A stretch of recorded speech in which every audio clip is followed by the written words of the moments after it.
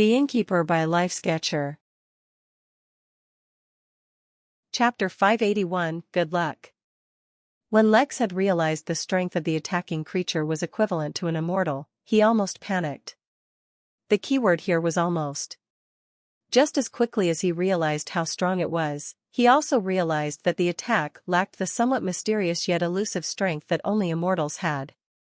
The unknown elusiveness carried by immortals was something Lex had picked up on after countless hours observing brand new immortals who had just survived their first tribulations. Its attack only matched them in terms of pure physical strength. If that were the case, Lex decided to take it head-on. He used harden on his body, and impervious hands, to prepare his hands. Then he put as many imperial shields in between the falling limb and himself. Considering all of this happened in a mere moment, the 2 shields he was able to put up was a testament to his sheer skill with defensive techniques. As a result of all of these, Lex was not immediately killed, nor was he completely incapacitated. Moreover, due to his Clark Kent glasses, the true extent of his injuries was hidden from the world to see. But the seriousness of his injury also let him understand something new his body did. As soon as an attack was strong enough to injure him, its impact would be spread out over the entire body. In fact, a decent percentage of the force that hit Lex's body was channeled through his feet and into the ground. Sure, he did end up suffering a lot. But if the attack had not been diverted, it would have been a lot worse.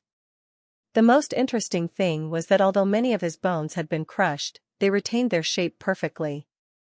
Through the support of his muscles, his body would retain maximum movement and functionality even in such a damaged state. But his survival was not completely due to his great defense. Impervious hands had, at some point, taken complete control of the limb that was smashing down on him, and stopped its attack.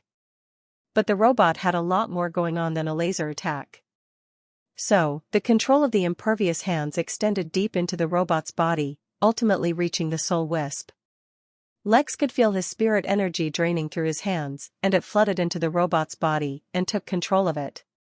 But as amazing as that was, it did not end there. Through controlling the wisp, Lex felt a connection leading away from the robot, somewhere far into the distance. His intuition was telling him the robot was extremely vulnerable in this state, but at the same time it was also telling him that his affinity was finally at play. Listen here, pal. This place here is the Midnight Inn. I don't care what jurisdiction your empire had back in the Origin Realm, nor what your empire's laws are. Over here, only the laws of the Inn matter, and that's it. Inhibiting the capture of criminals will label your organization as enemies of the empire. Consider your actions carefully. This time, Lex really did let out a small laugh, though not because he thought what the robot said was funny. With his body filled with incredible pain, he had no patience to deal with this idiotic robot and its massive ego. The Midnight Inn wishes you good luck with that. Lex used evisceration once again. Last time it had failed, but this time he knew it wouldn't. Back when he had used the butter knife at its maximum power, he had used the law of karma to trace everyone related to the attack on the inn to destroy them.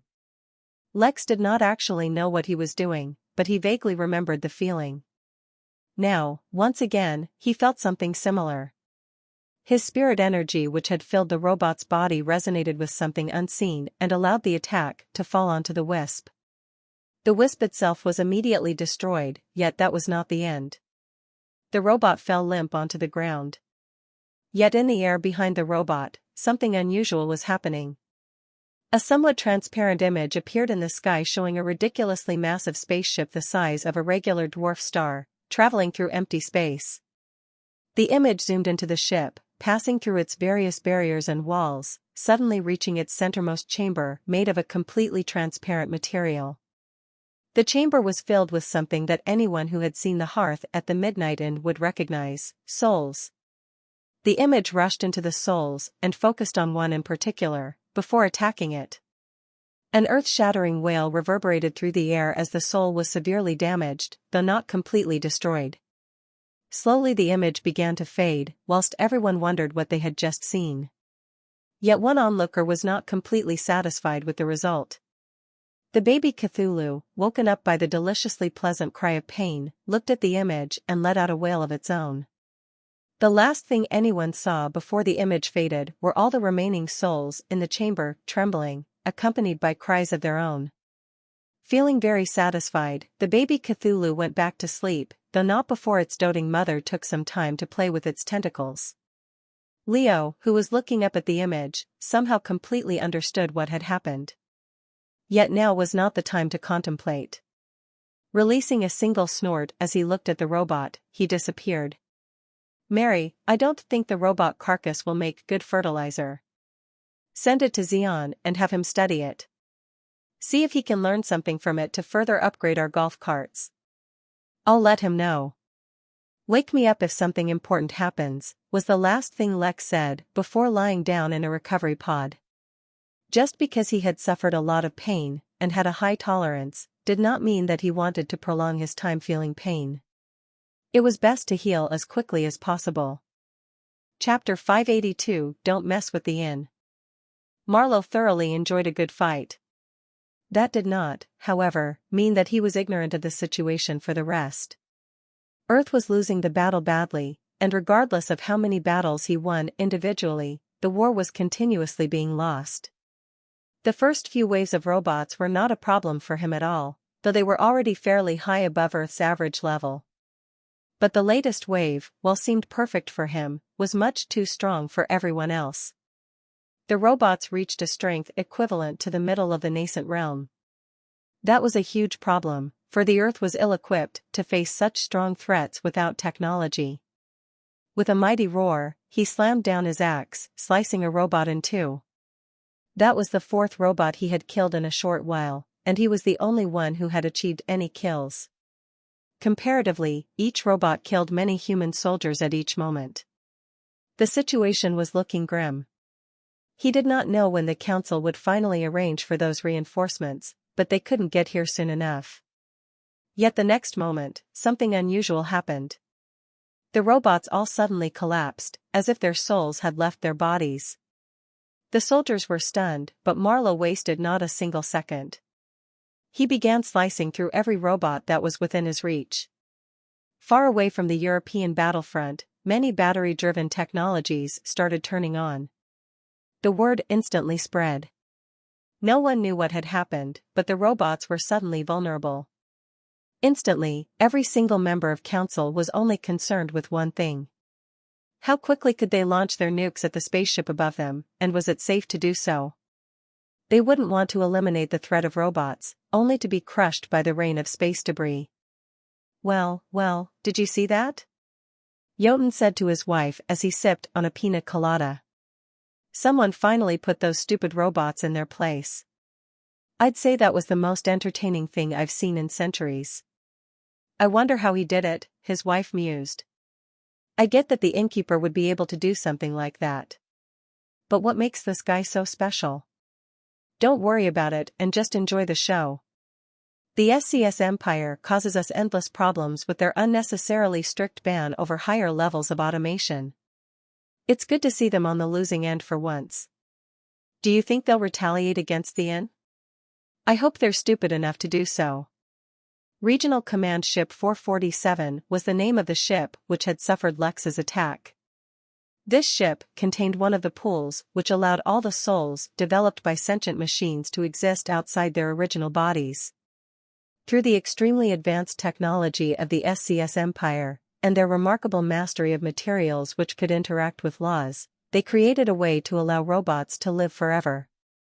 Much in the way a lich removes their soul and stores it in a phylactery, allowing them to live forever, the robots remove their souls and put them all in this container.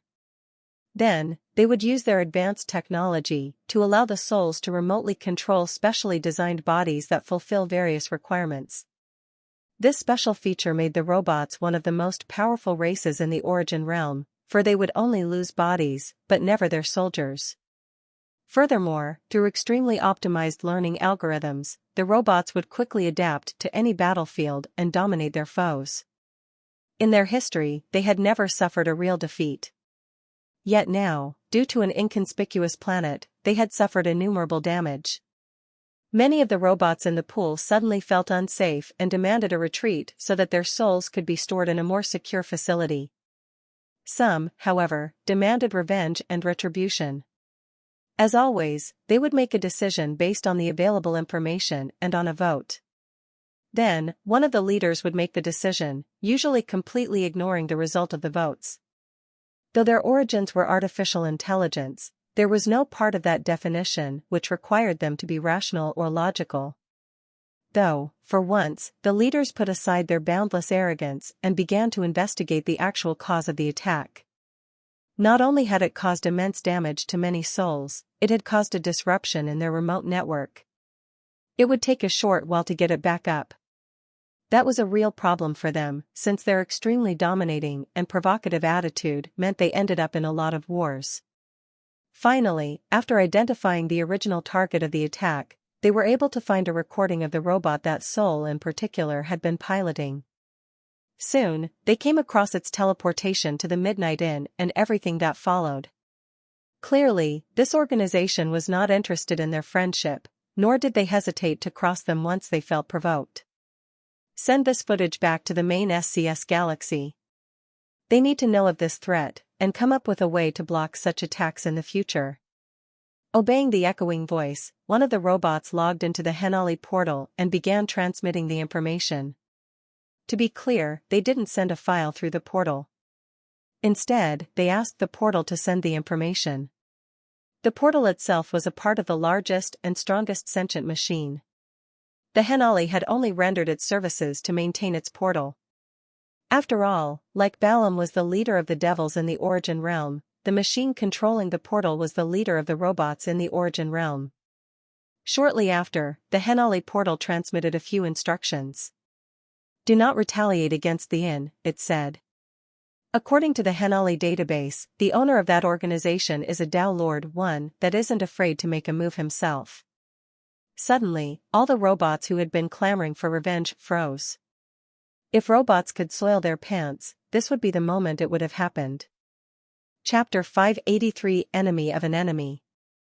In the entire Milky Way galaxy, all robots from the SCS Empire had their remote connection disrupted for exactly 12 minutes.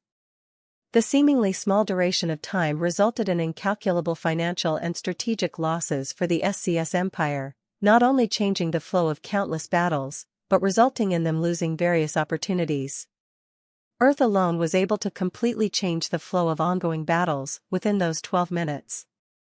Even if the robots regained their ability to connect remotely, it did not matter for almost every robot they had deployed on Earth and been destroyed within that period. Although that would not, in any way, change the final outcome of the war, it had bought humans some valuable time. Marlowe's prestige was reaching an all-time high in this period.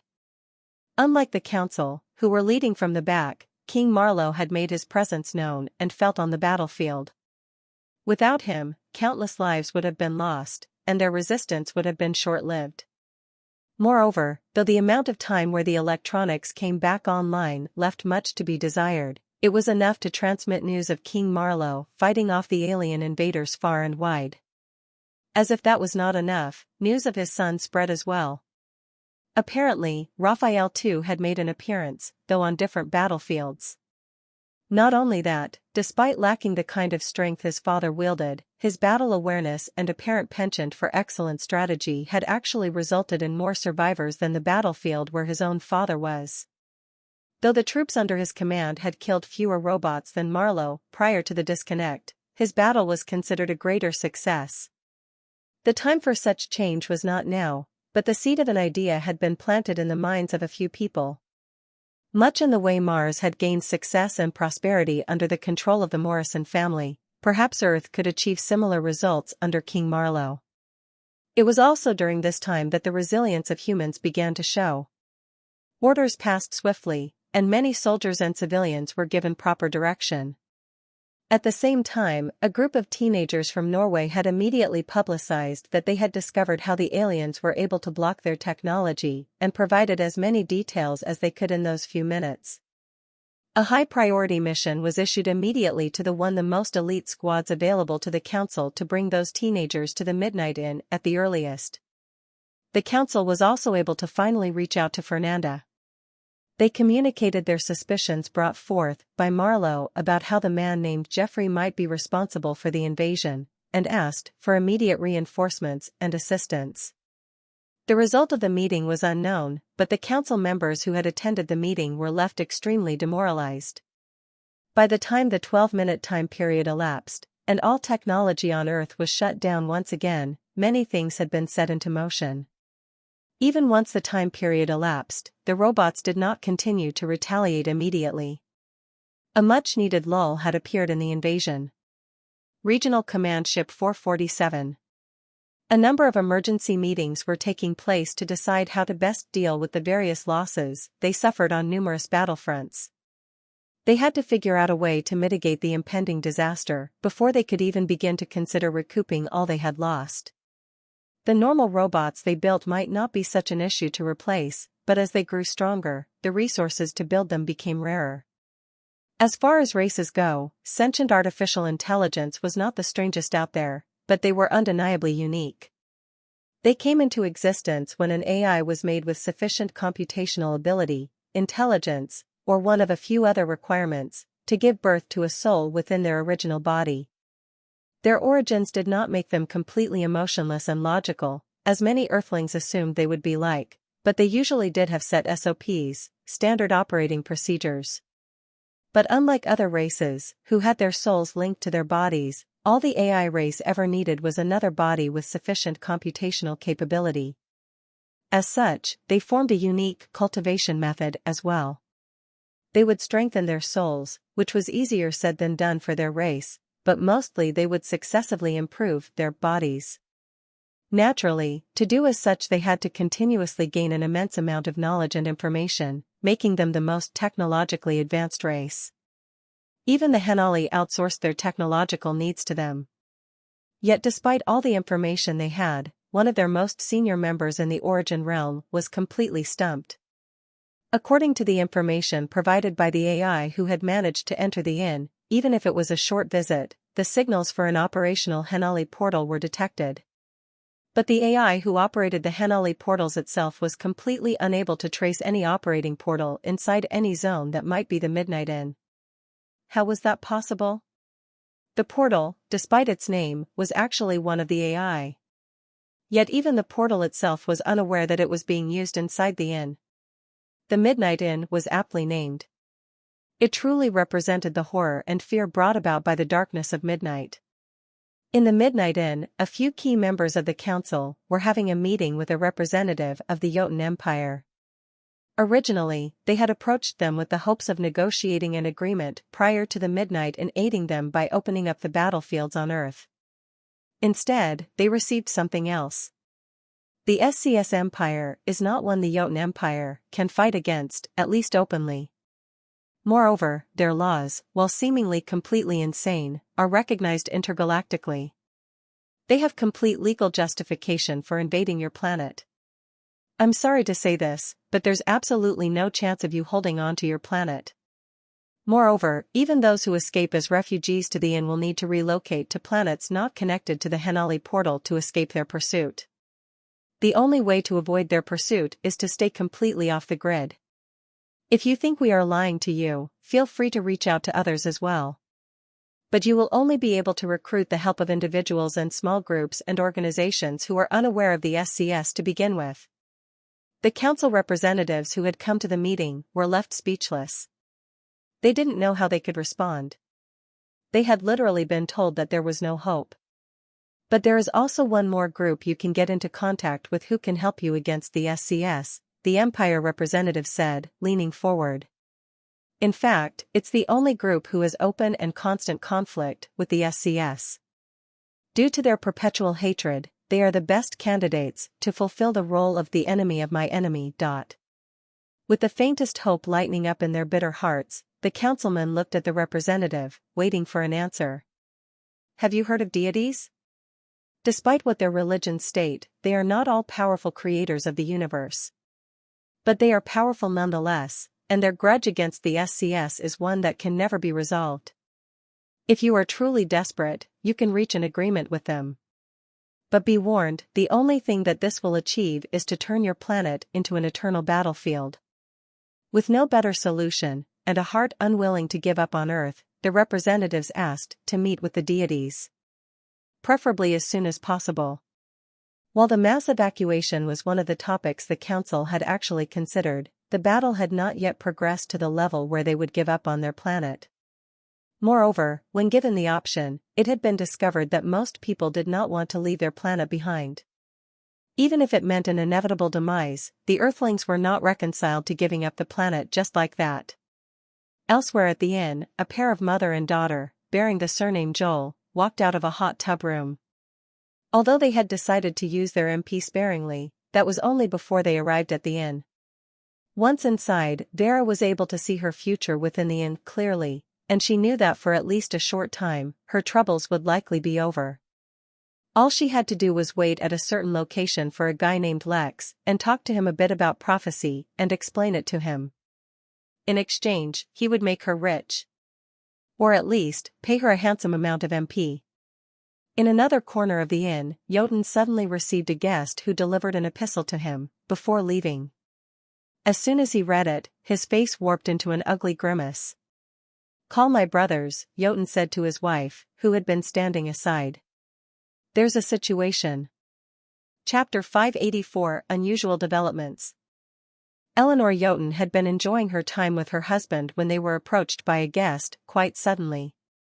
Although she did not know the guest personally, she recognized his uniform immediately. It was someone from the Henali court. She immediately stepped aside, allowing the guest to pass something to the emperor while she blocked her senses from detecting anything that was confidential. But it turned out to be an epistle. "Call my brothers," Jotun said to her via his spirit sense, speaking directly into her mind. "There's a situation." Is everything all right?" she asked hesitantly. Despite being his wife, there were too many things she was not allowed to know. "I'm not sure," he responded, his voice becoming monotone. "Once you call them, leave the inn. I'll let you know if you should come back." "I understand," she said before hurrying out. Soon all the Sephor brothers were gathered in a room, awaiting their elder brother's instruction. The bond these 5 brothers shared was exceptionally deep and beyond what could be understood by others. They used to have many other siblings as well, not to mention other family members, but with the passage of time only these few remained. Technically speaking, their kids all continued their family lines along as well, and they did have some level of connection with them. But that could not replace the lifetime of experiences and struggles they had faced together. It was also because of the bond that they shared that they immediately picked up on the somber mood their brother displayed. They also did not notice that William had suddenly grown stronger. Even if the growth in strength was slight, at their level such a change required thousands of years.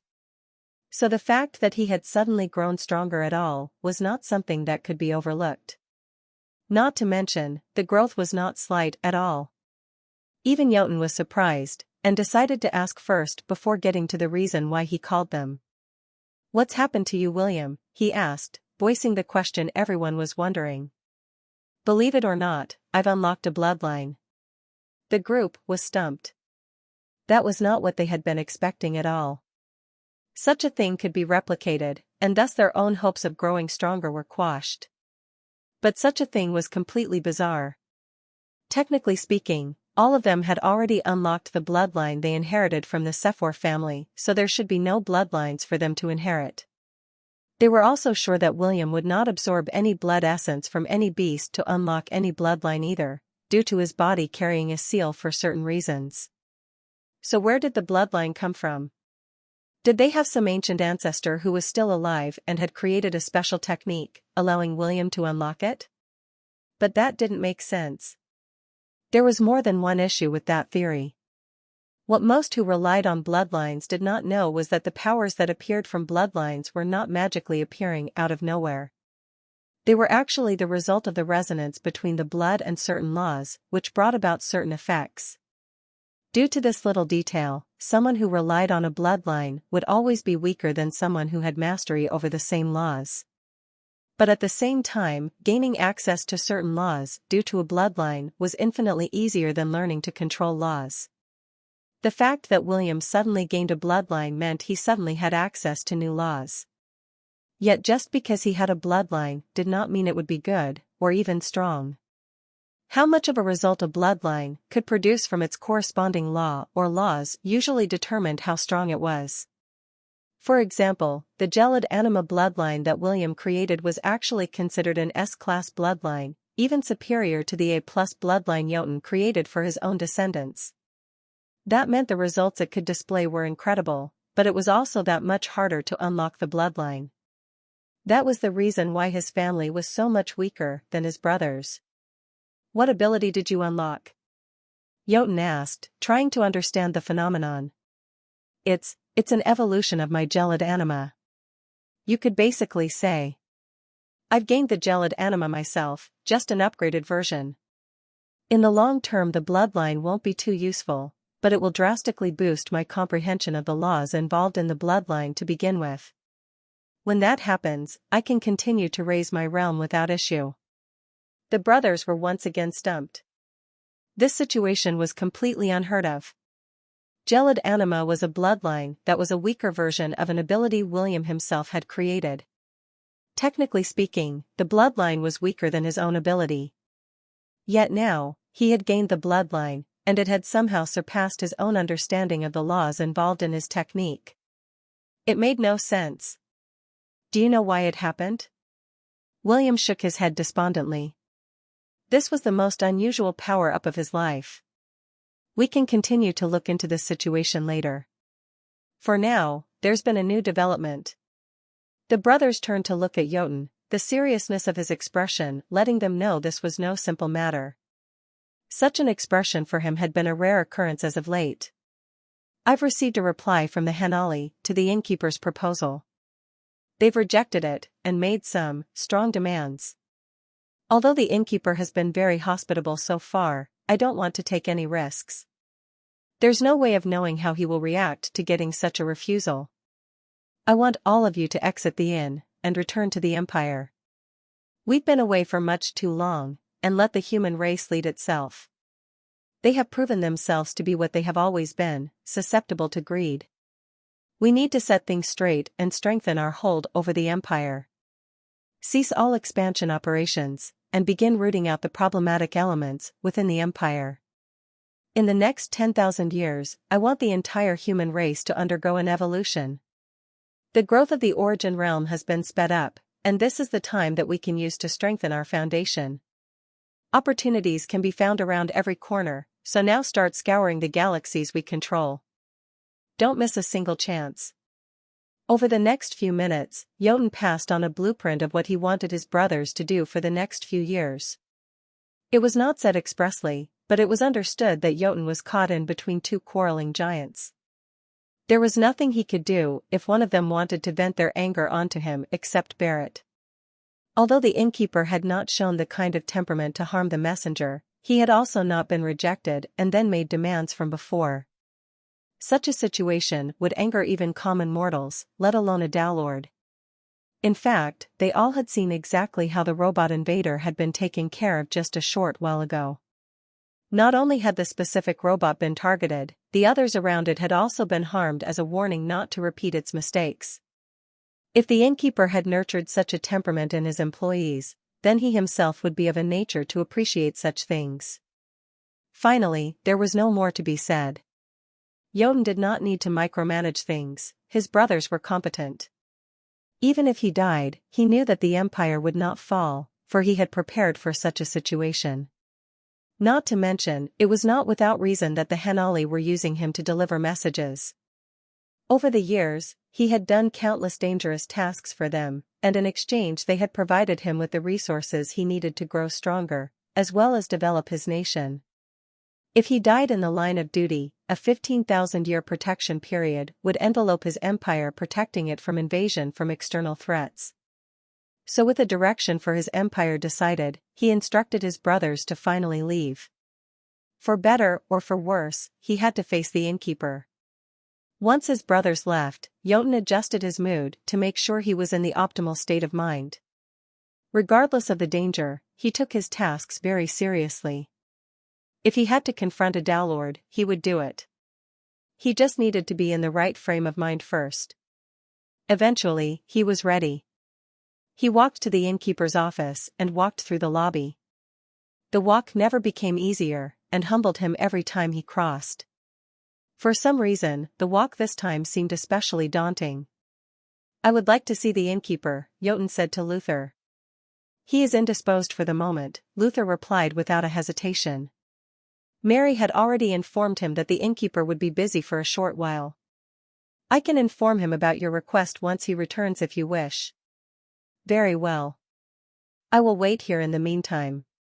Not bothering with the pressure bearing down on him, Jotun took a seat in one of the waiting chairs and began to meditate. Regardless of the difficulty, he would wait until the innkeeper was ready to see him. Chapter 585 Dreams. The recovery pod worked whether one was asleep or awake, so Lex did not really need to doze off. Theoretically, he could have stayed awake in the recovery pod while it healed him, and continued to run the inn remotely as he had done so often. But things were not so straightforward. Although his advancement had made Lex much more resilient to injury, it also then took much more effort for him to recover. That meant that if previously a broken bone would take him 1 day to heal in the recovery pod, now it would take him a week. Moreover, it had to be remembered that any injury Lex sustained reflected not only in his physical state, but his soul and spirit as well. An injury to his spirit affected his decision-making skills, which meant that if he controlled the inn remotely while in an injured state, he might not do much better than if he had just waited to begin with. The last, and most significant matter to take into account, was that many bones in Lex's body were completely crushed. While such an injury would have killed a common man, and crippled other cultivators, it proved only an inconvenience to him, at least physically. Spiritually speaking, Lex did not dare trust himself to make any necessary decisions. While he himself felt like he was still in his right state of mind, such a thing did not mean he would risk it. The best thing to do was sleep, which would allow him to feel like time was passing by faster. But the issue was, as a golden core cultivator, he did not need to sleep much originally. But his current state itself was a remedy for such a situation. Through vague sensations and hints, his intuition let him know that sleeping while injured would put his body into a sort of hibernation state. It would not only speed up healing, it would passively absorb spiritual energy into his body to replenish his energy needs and fuel his recovery. Naturally, sleeping in an area with higher concentration of spiritual energy was better. He did not need to make special preparations for that. The ambient energy within the Midnight Inn was enough. So, for once, Lex fell asleep for a long, long time. Time passed by in a blur, and Lex had many dreams. In one dream, Lex received a prize from the inn, in the form of a patisserie, which he never ended up availing, depriving himself of its amazing offerings. In another dream, he continued to live a normal life, and never received the system. His life seemed to continue to deteriorate as he got more and more depressed, until eventually one day he passed out while at work. When his tumor was discovered, it was revealed that it was pressing against his frontal lobe, thus affecting his emotions. A surgery to remove it would be extremely dangerous, and would not guarantee that the tumor would not regrow. Eventually, he shared the news with his family. The dream ended after that. In another dream, he never escaped the crystal realm. He stayed there for years, and almost every time he was injured, Nurse Honey would take care of him. Eventually, they developed a relationship and started a family. A few hundred years later, Lex finally broke into the Earth Immortal Realm, which allowed the system to let him return. The dream ended after that. In one other dream, he found himself hiding in a small crevice inside a dark canyon on a massive asteroid. He was being hunted by something that could harm him, and it was extremely dangerous. He needed to reach a specific destination before time ran out, so he couldn't even escape to the inn. The dream ended when a massive yellow eye appeared in the darkness, staring at him. He saw a dream in which he went crazy hunting system users. He saw a dream in which he identified as a banana. He saw a dream in which hellfire rained down on the inn, and Lex could do nothing to stop it. The dreams were endless, and plagued his weary mind till they all seemed to blend into one unending dream. When he woke up, finally, for the first time in a long time, Lex did not feel well rested. In fact, he felt completely disoriented and drained. It reminded him of when he was a mortal, and he would take a nap that lasted too long. Instead of waking up refreshed, he would wake up feeling lightheaded and worn. Lex groaned as he tried to move, but found that his body actually felt really weak. This was extremely unusual, for Lex had felt better even before he got in the RP to heal. He checked his body's condition using his spirit sense, and found that he had been completely healed. There was not even a sore muscle in his body, let alone a broken bone. He should have been feeling great instead of like this. "Mary, how long was I out?" he asked, as he picked himself out of the pod. "A little over 3 weeks," she replied. "What? 3 weeks? Why didn't you wake me up? What happened on Earth? Did they never ask for an event?" No, as it turned out, no matter who they approached for help in blocking the invading robots, none accepted. Finally, the Jotun Empire helped them out by organizing a meeting between the Earthlings and some deities. They met in the Fire Temple and worked out a deal. As it turns out, deities have incredibly unusual powers, and they did not need the Inn to travel to Earth. Currently, the Earth has become the domain of the deity of water, Amana, alongside the deity of diamonds, Adamus. Any who believe in their religions are gaining incredibly potent powers to use against the robots. As of now, Earth has become a massive battlefield. The casualties. Mary paused for a moment. "We have over 100 million refugees at the Inn at the moment, and more coming continuously. These are numbers we cannot maintain, especially as things are. The refugee camp has already become cramped." Chapter 586 Prophecy. Lex groaned once more when he heard the number of refugees at the inn. Normally it would not have been a concern, and he would have handled the situation immediately, but currently he felt incredibly weak. Not only that, now that he was awake, he was developing a severe headache. "Have someone find a few minor realms suitable for large numbers, and send me a list. At the same time, tell someone from Earth and let them know that the refugees will be able to purchase the exclusive rights to a minor realm for a few decades. Tell them the small time frame is so that the price of the realm can be reduced to something they can afford." In fact, the true reason he was doing things in such a convoluted way was to avoid continuing to build the impression that the inn was based towards humans. His intuition had once warned him that continuing to do so would lead him into danger, and he took the matter seriously. He wanted to do more to help make the situation better, but thinking too much made his headache worse. "Other than that, a few things of note happened while you were asleep. Firstly, the Emperor of the Jotun Empire has been waiting in the lobby to meet the Innkeeper. Secondly, the Sovereign Galactic Turtle has completed its breakthrough. It has grown stronger, which has somehow improved the yield of all the crops being planted at the inn. Thirdly, Zagan and Alicia both passed the Midnight Inn employee test, and are currently both employees. Unfortunately, Zagan had to immediately apply for a holiday as soon as he started. The atmosphere at the inn initiated a breakthrough he had been suppressing for a long time. He has already passed his lightning and fire tribulations. Right now, he is going through some other tribulation which cannot be seen. Fourthly, the fishing event came to a close, but the finale. I won't tell you.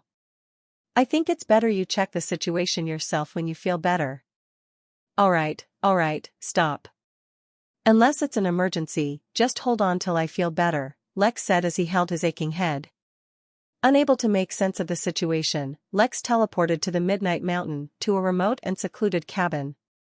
He ordered a bunch of food, before stepping outside and lying down in the heap of snow. Perhaps food would make him feel better. Soon, several meals' worth of food was teleported to him, but he could not be bothered to get out of the snow, and continued to eat slowly. Immediately he realized that the quality of the food at the inn had improved, as not only did it taste better, but it replenished his exhausted energy much better than anything else. His state was so ridiculously weakened that he did not even notice when a young girl, huffing and panting, slowly approached the cabin where he was.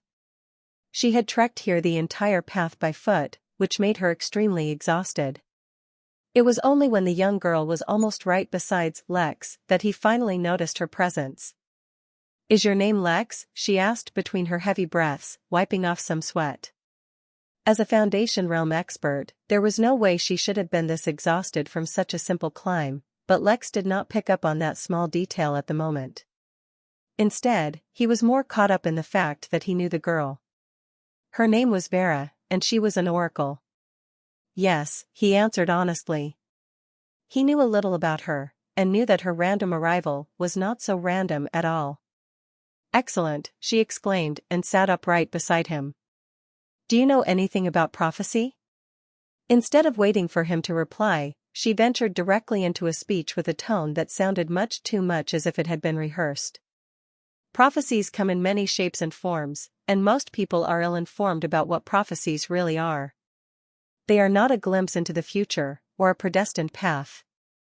Well, actually, maybe kind of on a deeper level it might seem so, but all in all, prophecy is just glorified probability. Even the smartest minds, most incredible techniques and the most thorough calculations cannot accurately calculate the probability of any event happening when taking into account all of the variables in the entire universe. Or, usually, even in smaller regions of space, such as a star system.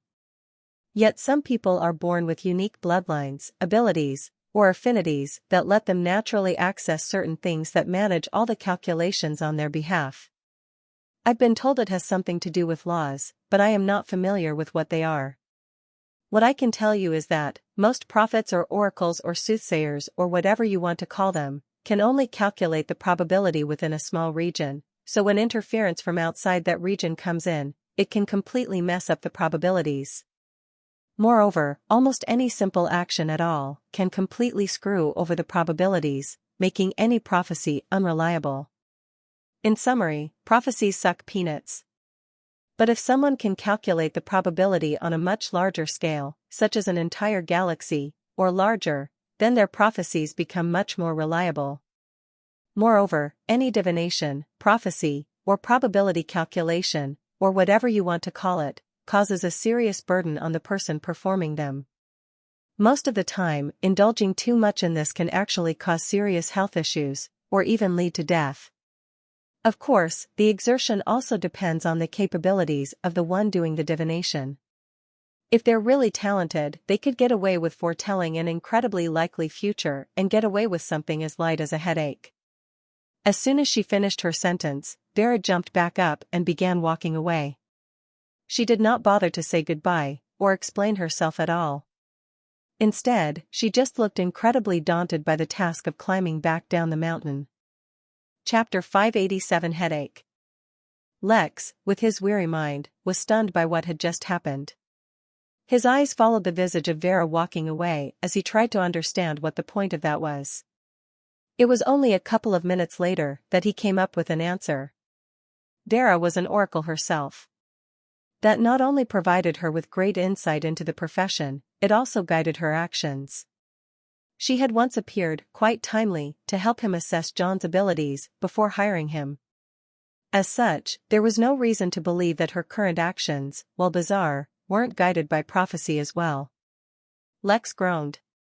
His headache was really affecting him, and his exhausted state made it hard to even think. It had been much too long since he was in such a poor condition. He reached for a plate of French fries and snacked on them as he continued to challenge his brain. Vera did nothing without reason, so now he had to discover the reason behind this. She came to him unprompted and provided him with a lot of information about prophecy. Then, just as abruptly as she arrived, she left. For a few seconds, he recalled everything she told him. Prophecy was actually probability. The greater the scale, the more likely the prophecy would be accurate. Prophecies exacted a price which could be fatal. Those talented in such arts could get away with only a headache. Suddenly, he paused. Even in his current state, he was not so obtuse as to not connect certain dots. He had been sleeping for 3 weeks, during which time he had some crazy dreams.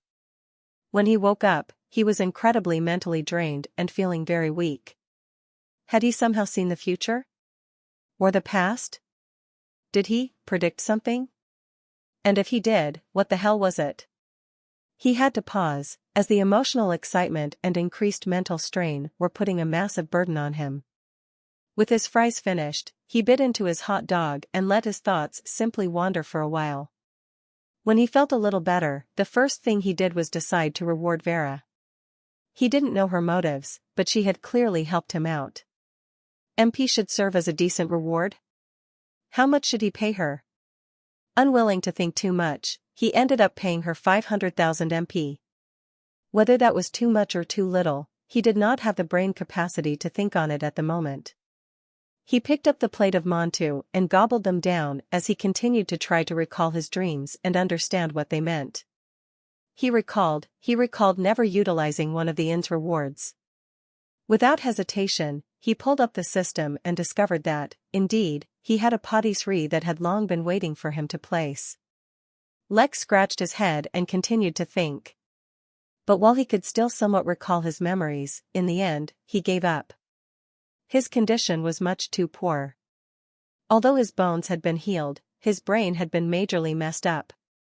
He teleported to the hot tub room and spent some time recuperating there before putting on his bathroom set and finding a place to relax a bit. Eventually, he dozed off in the lawn chair he was sitting in. With a full belly, and his hibernation kicking in, Lex slept for another 2 days, before waking up. Unfortunately, even when he woke up this time, his headache and weakness remained. But he was still much better than before. At least he could think a little clearly without straining himself. Once again, he tried to recall his dreams. Some of the dreams could not be his future. Instead, they were like possible alternate lives he could have lived. Those dreams were the first few. He particularly liked one in which he became extremely rich, moved to Dubai, and lived like a sheik. But slowly the dreams changed from potential lives he could have lived if things had played out differently in the past, to potential futures he could still have. For example, the rampage that he went on hunting system users. He could not recall exactly what happened in that dream, but he recalled enough to know that the dream ended very abruptly and poorly. It was entirely possible that while hunting system users he attracted too much attention, which led to his demise. The dream in which he identified as a banana was extremely vivid. He teleported to a world that was extremely unusual. Instead of animals, the planet was populated by living, sentient fruits. The mangoes ruled the planets, and as a banana, Lex was only a mere commoner. Suddenly, he sat up straight. There was a dream he had in which the inn was destroyed. Fire rained from the sky destroying everything, and Lex was powerless to stop it. That dream was perhaps just as scary as the one where he was being hunted by the yellow-eyed creature. He started a list, and wrote down each dream with as much detail as he could clearly recall. 47 dreams filled his pages, but in the end, the remaining dreams were too unusual and fragmented for him to make out anything. Once he was done, he tried to see if any of the dreams were possibly connected, or just happened at different times.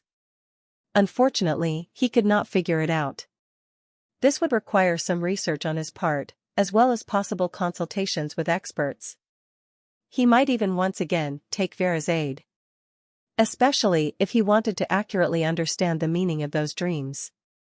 But while he did not clearly make sense of all the dreams, he could gauge why he was so tired. While he was asleep, his brain was being used like a computer, calculating endless and random futures and pasts.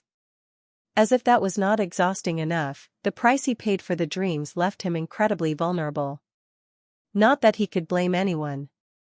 Who would be crazy enough to perform over 50 predictions of the future in such a short amount of time?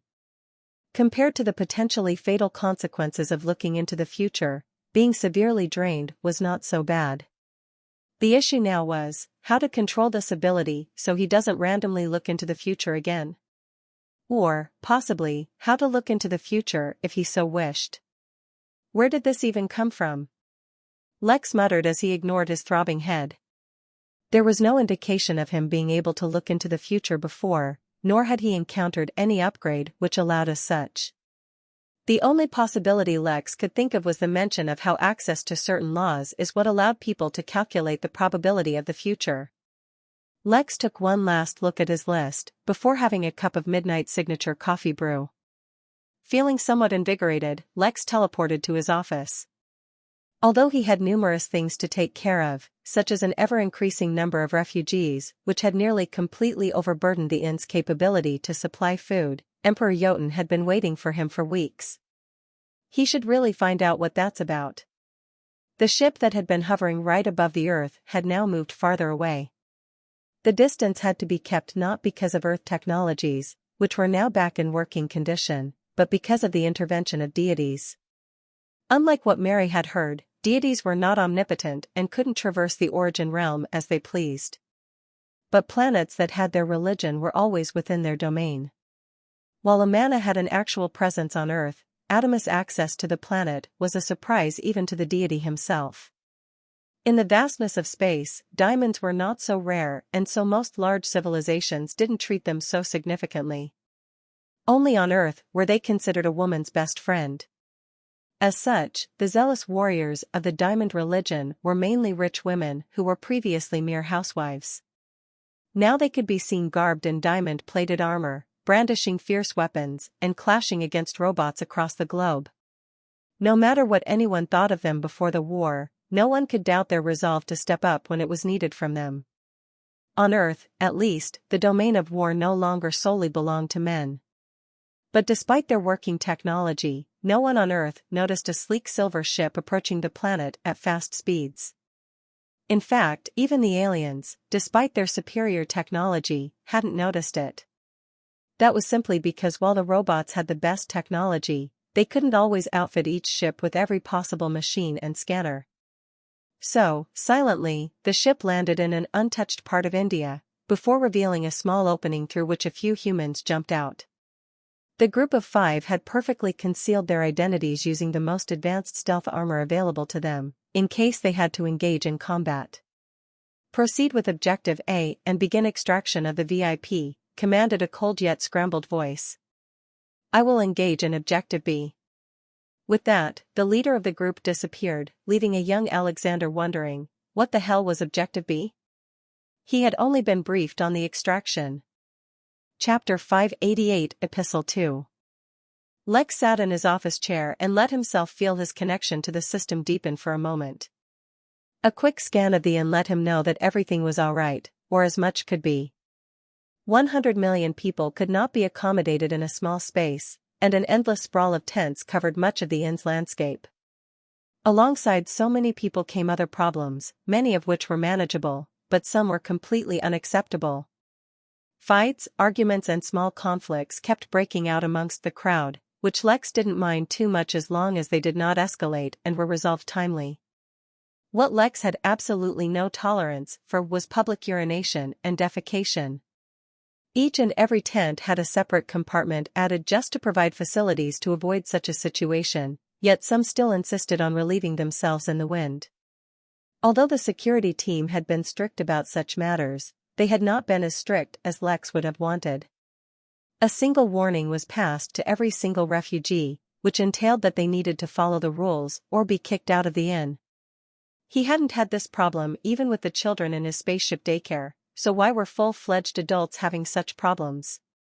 Fortunately for them, and for Lex's conscience, no one tested the warning once it was given. For now. Other parts of the inn had some minor issues as well, but Lex didn't want to focus on them for now. He finally called Jotun to his office. The Emperor stepped in, with no indication of the pressure he had undergone the past few weeks showing up on his face. He looked like he came fresh from a spring bath, and his clothes lacked a single crease. His bearing was regal, and befitting that of his station. At a glance, all appeared as it should be. But that in itself was the biggest tell that something unusual was going on.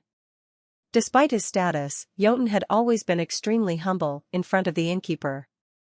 Since Lex knew he wasn't in the best state of mind, he instantly entered the flow state. He suspected that this was a meeting he would have to handle with extreme care.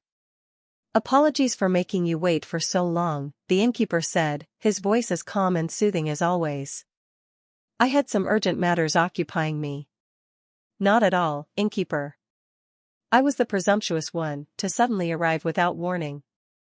Please excuse my hurried behavior. If the situation had not required urgency, I would have requested your assistant to schedule a time like I have done previously. If the matter is urgent, then we should not delay. Please, let me know how I can be of assistance. The Emperor took out a familiar-looking item from his spatial ring and presented it to the innkeeper. The innkeeper did not show any change in expression as he picked it up and observed it closely. He knew what this was, for he had received one before. It was an epistle from the Hanali. Do you know what this is about? The innkeeper asked Jotun. I cannot guess all that it contains, but I know some of its content at least. You can give me your answer and I can send it back on your behalf. The innkeeper merely nodded and reached for the innkeeper's letter opener, which was placed neatly on his table on the right.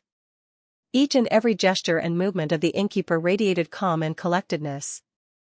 There was no rush or nervousness to be detected, even as he used the letter opener to undo the seal on the epistle. With the seal undone, the epistle unfurled as if it was a scroll, and laid before the innkeeper its contents. The language was strange and incomprehensible, yet at the same time Lex could read it even without the need of his universal translator. Mr. Innkeeper, I trust that this missive will find you in a timely fashion. There are two matters of importance, and one notification that I am compelled to inform you of through this letter: your participation in the Fugan war efforts, your overdue payment for entering the Origin realm, and your subsequent eligibility to participate in the Henali Champions tourney. Firstly, it has been brought to my attention that due to the neutral stance your organization takes, you do not wish to directly participate in the Fugan war efforts. Yet, the Henali have issued a directive to all civilizations and organizations of a qualifying rank, as well as interrealm guests. This is not a request, but rather a condition that must be met for those who wish to continue to exist in the Origin realm. Your contribution, thus, is critical, and a failure to comply will result in dire consequences. While Dowlords are exempted from personal participation, a sufficient force must be sent to represent you and your organization. Secondly, although our records fail to document your entry into the realm, they also successfully indicate that the necessary payment to enter the Origin realm remains unpaid on your behalf. I strongly recommend you take immediate action to rectify the illegal status you currently have within the Origin realm by paying your outstanding dues. Failure to do so will most definitely jeopardize your personal interests. Finally, once you have obtained your legal status, the Midnight Inn will be eligible to send one or more representatives in the Henali Champions tourney. The tourney is a grand tradition with numerous rewards and a far-reaching audience, beyond even the Origin realm, and so is perfect to promote your business. Additionally, please be informed that your suggestion to use the Midnight Inn for Henali war efforts and other activities has been taken into consideration. The possibility of hosting the Fugan Kill competition at your venue is within the range of possibility. Awaiting your response. Klaus. A letter such as this would have previously intimidated Lex, and even given him trouble. Now though, he only wondered if one of the dreams he saw had something to do with this. Chapter 589 Relationship. Usually it would take him less than a moment to go over this bit of information, but even with the coffee fueling him, his thoughts were a fair bit slower than normal. Although none of his dreams directly showed anything related to the Henali, he could distinctly remember the rain of fire falling down and destroying the Midnight Inn.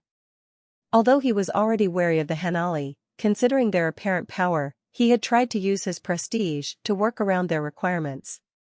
It was a mix of both necessity and a bit of hope.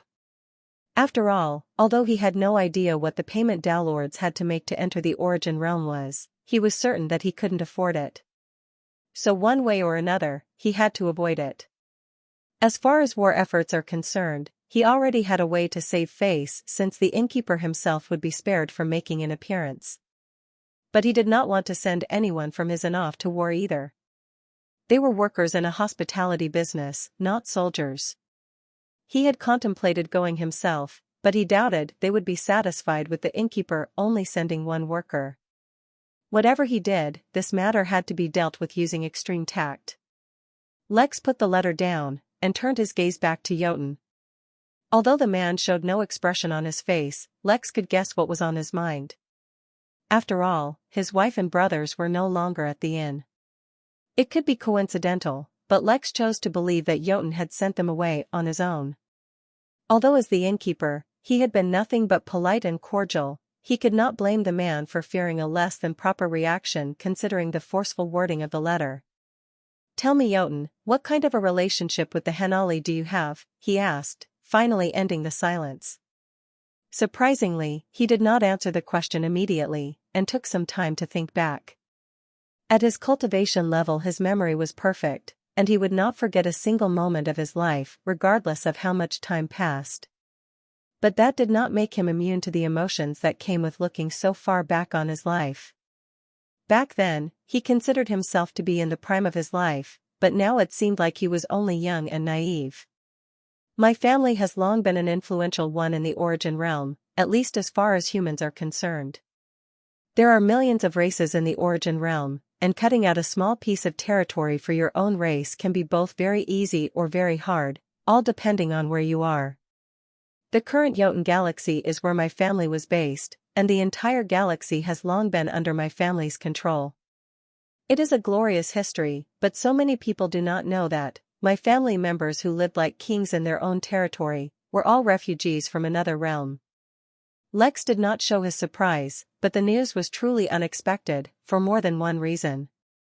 It seemed moving between realms was not only limited to Downlord realm experts. They gave up everything to find safe haven in a new realm, but they could not give up their original family name. The name contained the very last vestiges of pride my family had. Unfortunately, that was a mistake. The enemies of my family traced us all the way to the origin realm, and a bloody conflict broke out. It seemed like hell had fallen upon us, and no hope could be found. One by one, my family members died. One by one, my siblings fell.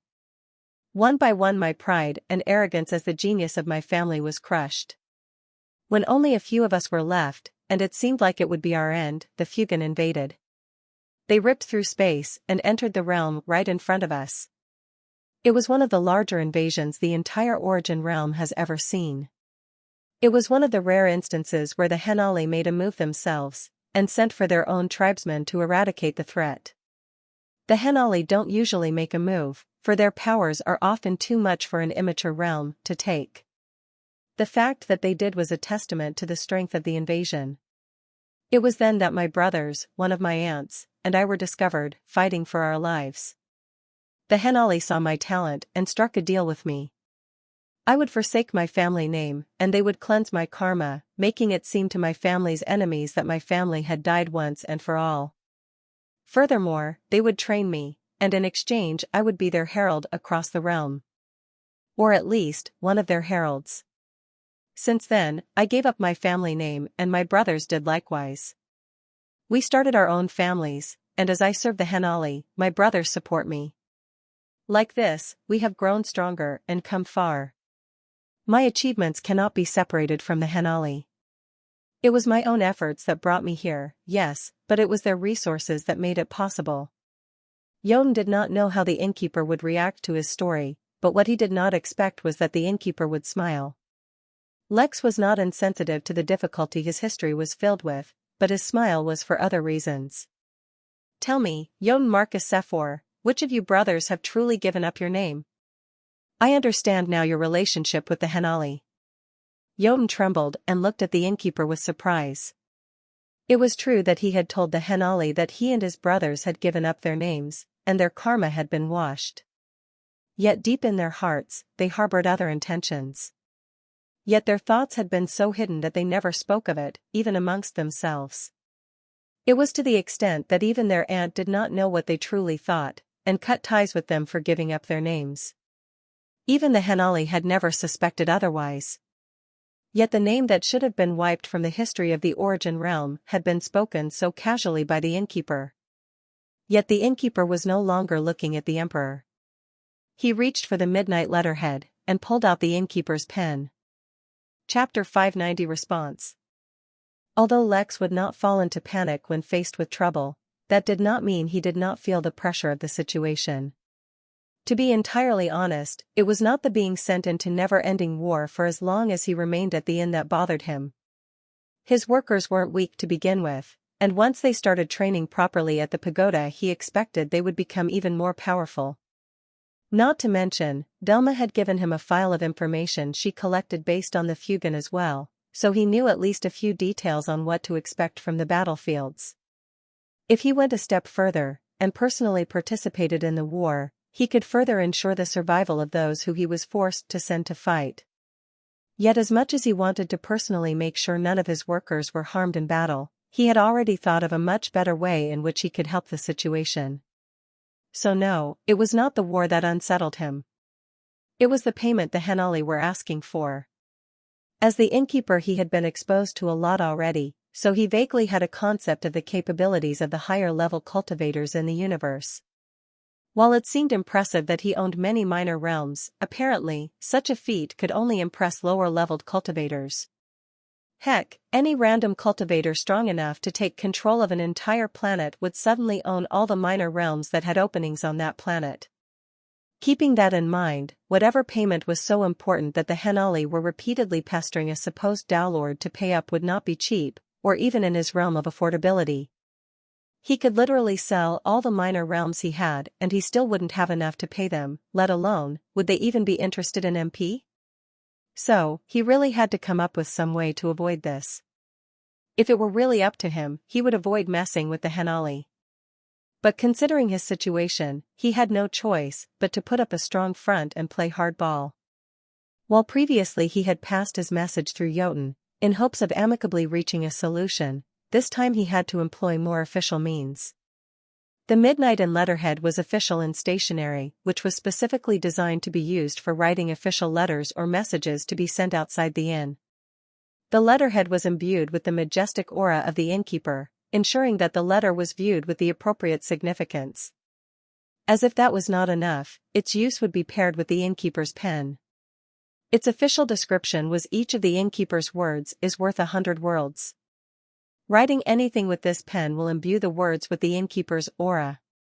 The pen somehow seemed an impressive treasure, but oddly enough held no ink. Yes, Lex could substitute ink with his spirit energy, in which case the pen would use that to create an ink substitute which could get the job done. But the original design of the pen dictated that its tip would have to be dipped in some ink, which would then be used. That was exactly the reason this specific pen had also come with the inkwell. Shockingly, the inkwell was surprisingly useful. It made it so that no word written with the ink from it would or could ever be misconstrued, misunderstood, or manipulated to mean anything other than what the author's intentions entailed. Combined together, they provided Lex with exactly what he needed to deliver his message while making sure he lost none of the authority he was determined to show. The only thing missing from this was a midnight in envelope or something of the sort. Paying no attention to Jotun, Lex dipped the tip of his pen in the well, and prepared to write on the letterhead. The tools were radiating a powerful aura, and Lex's intentions being communicated perfectly through the ink filled the room with a feeling of authority. Lex did not feel the need to write actual words. Since the ink would ensure his meaning would be conveyed perfectly, Lex decided to substitute each word with a thin, horizontal line.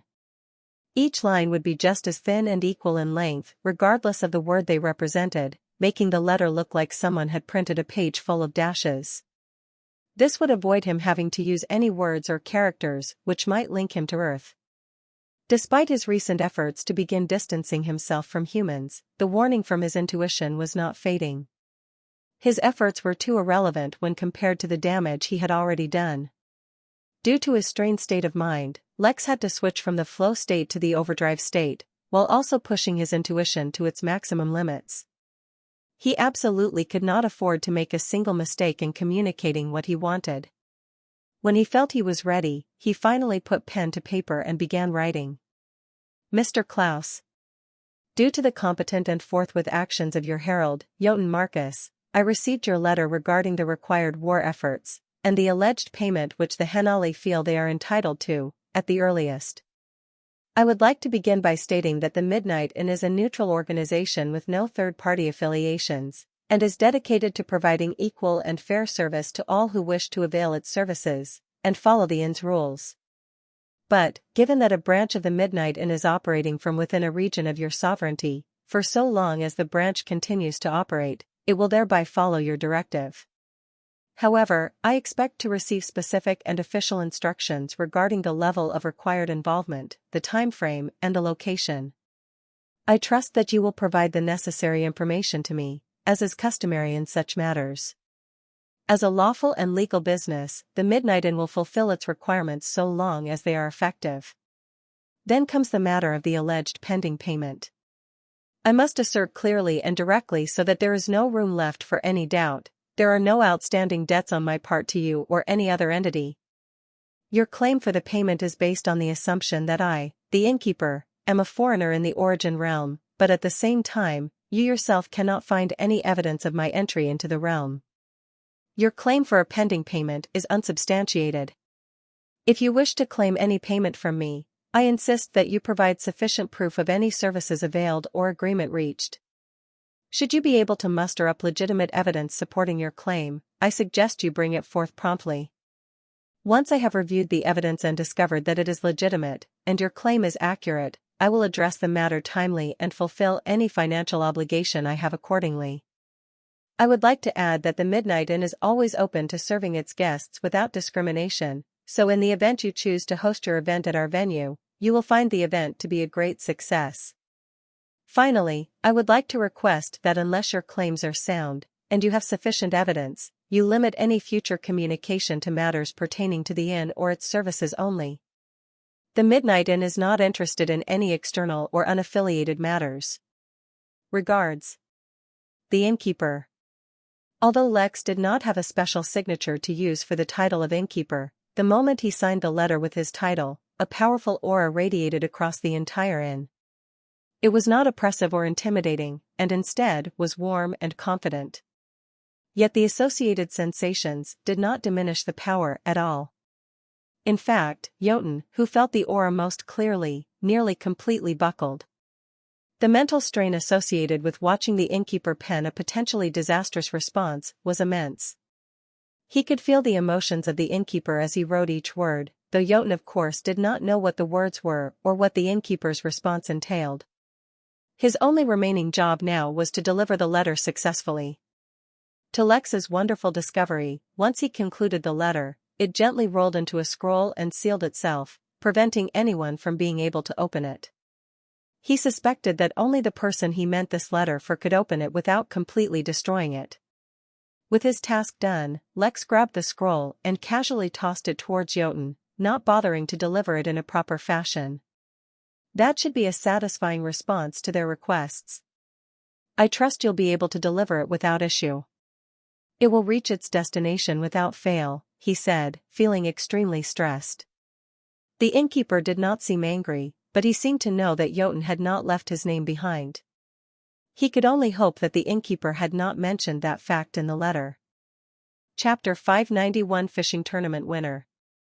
Jotun immediately left Lex's office after receiving the letter, allowing Lex to exit the overdrive state. Previously he never felt overburdened while using the state, but currently it was burdensome. Mary, have someone gather some information on the Henali portal. I want them to gather as much reliable information they can about oracles and prophecies. Especially about the repercussions of it, and how to deal with it, he said while rubbing this head. Since as of now, this was an ability he could not control, he needed to at least be able to mitigate its adverse effects. He couldn't only wait and hope that the ability was only triggered at times when he had nothing important going on. After spending a few more moments to recover, he scanned the inn and looked for Zagan. The former massive sea creature that he had seen in the crystal realm was now an employee that worked for him. This was both great and worrisome. It was great for now, he finally had a valet. It was worrisome because, what if Zagan chose not to obey orders? This was not a new concern for him, especially since he had long employed people much stronger than himself. Recently though, with his repeated improvements, he finally found a solution to the problem. Well, he learned about the solution rather than getting it. If he managed to improve the system once more, he would be able to unlock a new feature that made it so that he would be able to limit employees' powers and cultivation while they were inside the inn. This wasn't the perfect solution, and it held the potential for extreme harm if used carelessly. yet it was something at least. In fact, Lex had even thought he would unlock this ability already when he previously took the desert farming system, but as it turned out, the aid of that system to his own was minuscule. In fact, it had not even been able to satisfy his quest to absorb more systems. Lex personally felt that it was cheating that he got no reward, but apparently unless the system functionality improved by a total of 5% he would not get the reward. At least, that's what Mary told him. Absorbing the desert farming system had upgraded the functionality by 2%, so if Lex could manage another 3% he would be set. Until that happened, Lex would have to use other ways to keep Zagan in line. For now, the creature was seated in one of the farthest, most secluded corners of the inn while it underwent its invisible tribulation. Apparently Zagan could take on a human shape, but as soon as the tribulation started, he returned to his normal shape. Speaking of massive creatures like Zagan, as well as systems, Ming Jia, the owner of the reincarnated as a mountain system, was still inside the inn. The reason why Lex never paid much attention to him was because he had fallen asleep. As far as Lex could guess, his sleep cycle had been seriously messed up due to his new status as a mountain. He could only guess when he would wake up. At least he had been kind enough to pay for his stay using various gems and ores, which his body was apparently producing. It was an incredibly creepy thought. But as much trouble as Zagan might bring, Lex was also looking forward to his tribulation completing. Although it was sooner than he wanted, Lex had decided it was time to return to the Crystal Realm. He would complete the quest he had gotten so long ago, and exit the Origin Realm. That way, he would finally no longer be under pressure from the Henali to pay up, or participate in their war. Zagan, who had lived in the Crystal Realm for so long, would no doubt be extremely useful and could provide him with crucial information. Lex was actually a little sad that Zagan was breaking through so quickly. He considered having him as his bodyguard when he went back to the Crystal Realm, but it seemed he would have to survive on his own. For some reason, he was receiving a lot fewer guests from the Crystal Realm than the Origin Realm. A part of him had been hoping some random Crystal Race Elder would pop into the inn, and Lex could question him as the innkeeper. That would resolve his quest from the comfort of home. It seemed that his luck, while plenty good, wasn't that great. With that checked on, he decided to look into whatever happened with the fishing event that had Mary so bewildered. She had specifically told him the name of the winner of the event. It was a snake-like beast from Nibiru which had won the competition, and its name was Garland. Apparently, the competition was tough between Garland and one of the spirit inhabitants of the inn. The spirit inhabitant had pulled out the remains of a massive beast which literally no one at the inn had ever seen before, while Garland pulled out a shining orb which soon disappeared. Since everyone had to rely on the Midnight Inn to decide, they had to take it on their word that Garland's treasure was more valuable, but no one had any idea what it was. At least the remains had some tangible value, even if not based on their incredibly sturdy material, then at least academically. Yet the orb, whatever it was, had quickly disappeared. When Lex scanned the snake which was partying with some other beasts, he saw something he was all too familiar with. Name, and %error, %end. Age, and %error, %end. Sex, and %error, %end. Cultivation details, and %error, %end. Species, and %error, %end. Midnight and prestige level. Remarks, perhaps you should consider getting a snakeskin pelt. The winner of the tournament is a system user, he asked, surprised. Even in his weary state, could not bar him from expressing his astonishment. No, she replied in a grave voice. The winner of the tournament pulled out a system from the fishing well. Chapter 592 Manager Destroyer. Lex, who was a powerful cultivator and was firmly seated on his chair, tripped and fell to the ground when he heard that. Someone pulled a system out of the well? How was that even possible? Why hadn't he tried to use it yet? Why had he even made the fishing well public? He should have hidden it and kept it for himself. Unable to take it, Lex scanned the inn, but discovered an endless line awaiting their turn at the fishing well. Damn it! Lex had been extremely successful in turning this neglected feature into one that became one of the most sought-after services at the inn. Most people who used the well got extremely common items, such as rocks or seashells. If they were slightly lucky, they would find a gold nugget or an uncut gem. Very few actually got anything worthwhile. But with the well being in constant use, there was someone who fished out an extremely valuable prize every day. For a moment Lex considered using his authority to cheat the system and force himself to have a turn, but decided against it. The chances of another system being fished out were ridiculously low, so there was no rush. Instead, he asked Mary to add himself as Lex to the queue. Not everyone who was waiting a turn was present personally, and had instead asked their holograms to save their space in line. Like this, they would be notified when their turn was close, preventing them from wasting their time. With that taken care of, he turned his attention back to the snake. Unlike other contestants who had hidden their identities, Garland not only did not hide but also publicized his win. Either Garland was very confident in his strength, had some surety in his own protection, or had received a system which focused on attracting a lot of attention. Lex personally thought it was the final one, but refrained from making an early judgment. He ordered Mary to keep an eye on Garland and provide him with a report. He absolutely could not ignore system users. Who knew, maybe he could make a deal with the snake the way he had with Alicia, the wielder of the desert farming system. By then, an hour had nearly passed, and the effects of the coffee were wearing out. He decided to go get some rest one more time. When he woke up, it would be time to head to the Crystal Realm. Before he went to sleep, however, he went and bought 5,000 more acres of land for the Midnight Inn for 50 million MP. There was no development planned for this area, and instead, he just planned on moving any future refugees there.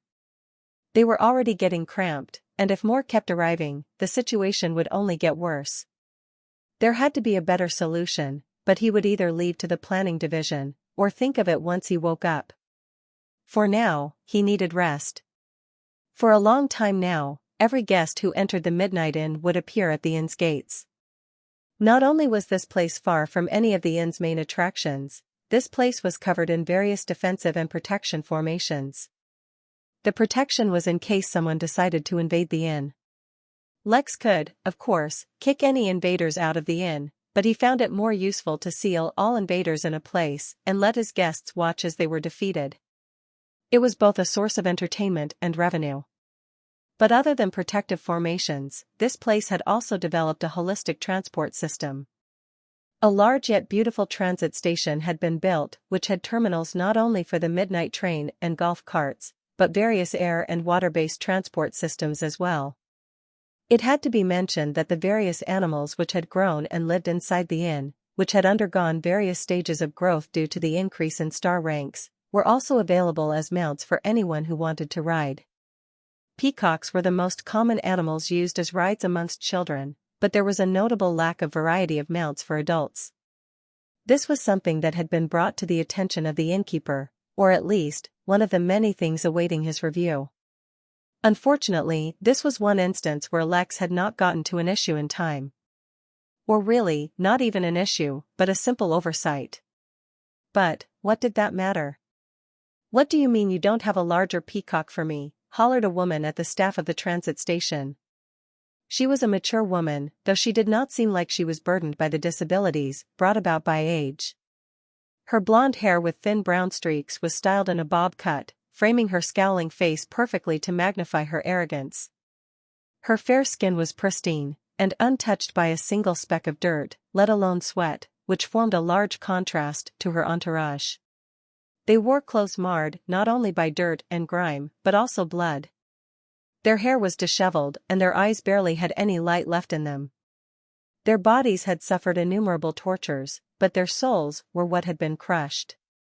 A little farther away from her, a young girl of age 4, dressed in a princess gown, was sitting on a peacock, doing her best to pull out its hair. "Ma'am, although the peacocks have strengthened, they cannot support the weight of an adult." "We have." "What do you mean they can't support my weight? Are you calling me fat?" she roared once more, spit flying out as she yelled. Do you know who I am? Do you know who my husband is? I won't stand for this insult. Call your manager, I demand to speak with him. A small crowd had begun to gather as they heard the screaming woman, and the security team had been alerted in case the situation escalated. Eventually, upon the woman's insistence, a manager was eventually called over. My name is Karen. The woman said in her most delicate voice as she looked at the rather handsome manager who had stepped out. But while the manager was confused and began to listen to the complaint, her followers trembled when they heard her soft voice. The destroyer had arrived at the inn. Chapter 593 Succubus. The young soul bird had recovered a lot during its brief stay in the fire temple.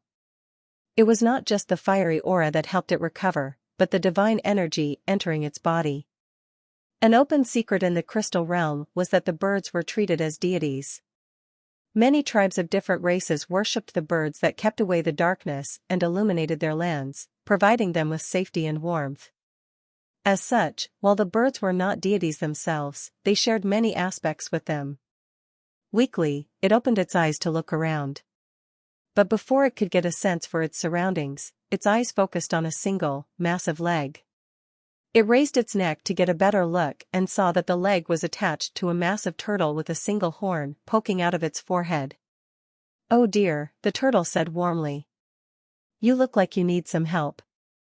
Belle, despite her instincts, controlled herself from reaping havoc so as to not attract any extra attention.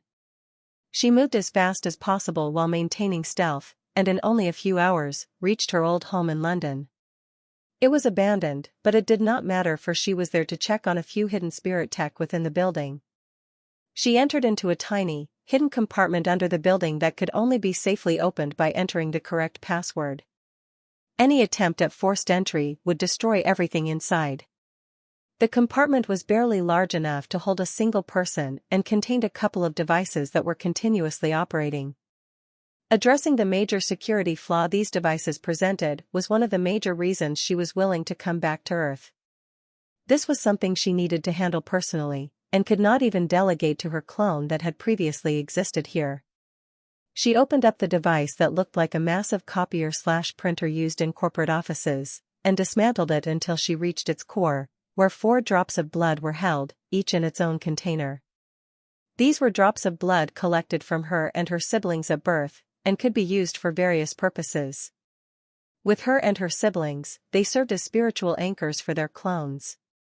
When she and her siblings were taken off this planet, they obviously had no cultivation to speak of.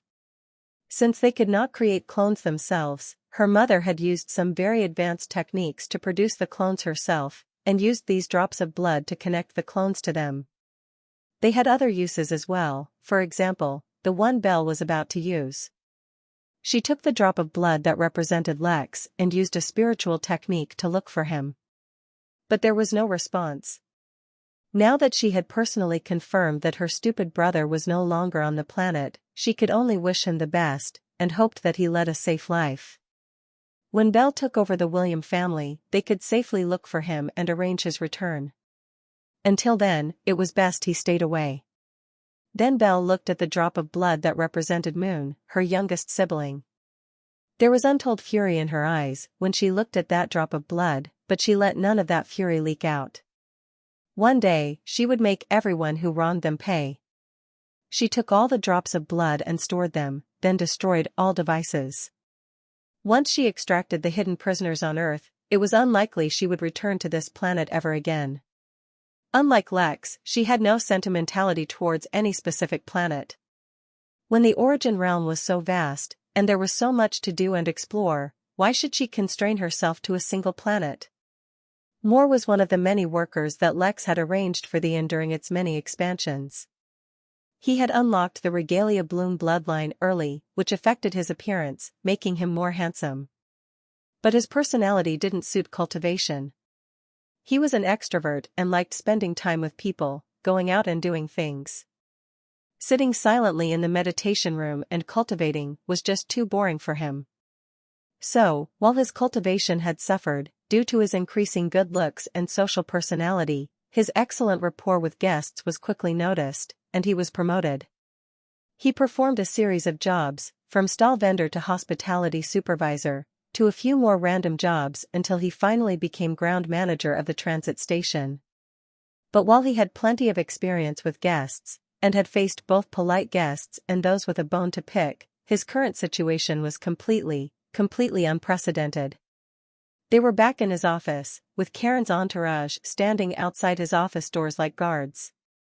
Inside, it was just him, Karen and Karen's daughter, who refused to get off her peacock mount no matter where she went. As if that was not enough, Karen's appearance had changed drastically. Like an anime character revealing their next form, her outfit had magically changed while they walked back to his office, and now she was in an uncomfortably tight shirt and a miniskirt. When and how that happened was still a mystery to Moore. "This is female harassment," Karen said softly as she continuously adjusted her crossed legs. "All I want is something to mount. You are supposed to be giving your guests the best services, but you want me to walk so much. You can't expect a lady to bear such a thing.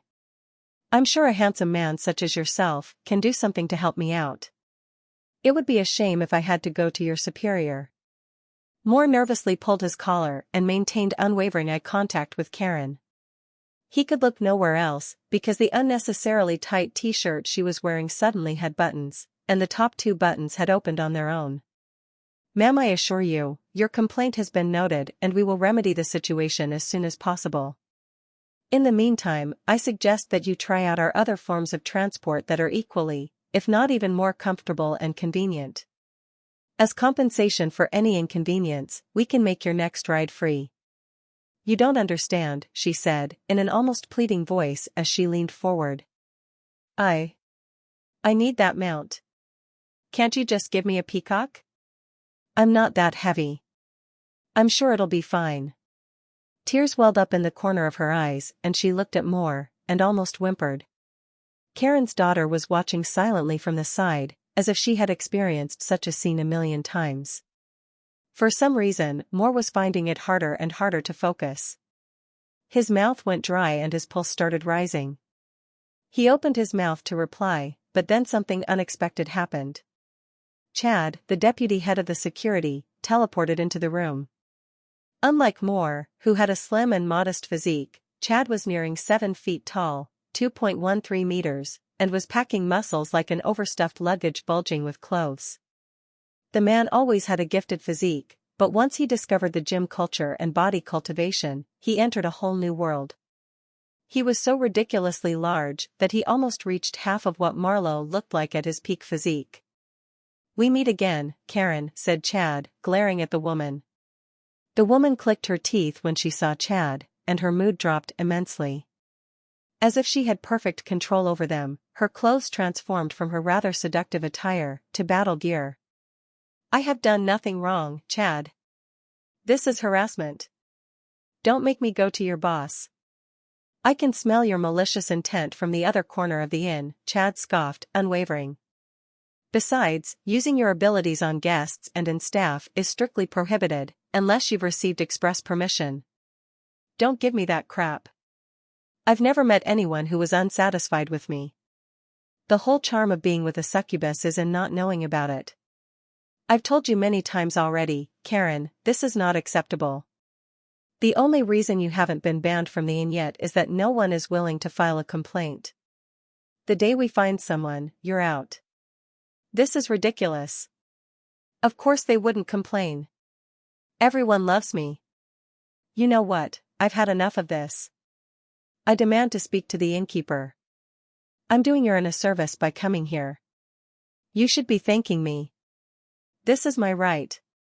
"You can exercise your rights outside of the inn," Chad replied, indifferent to her powers. She had tried to use them on him many times.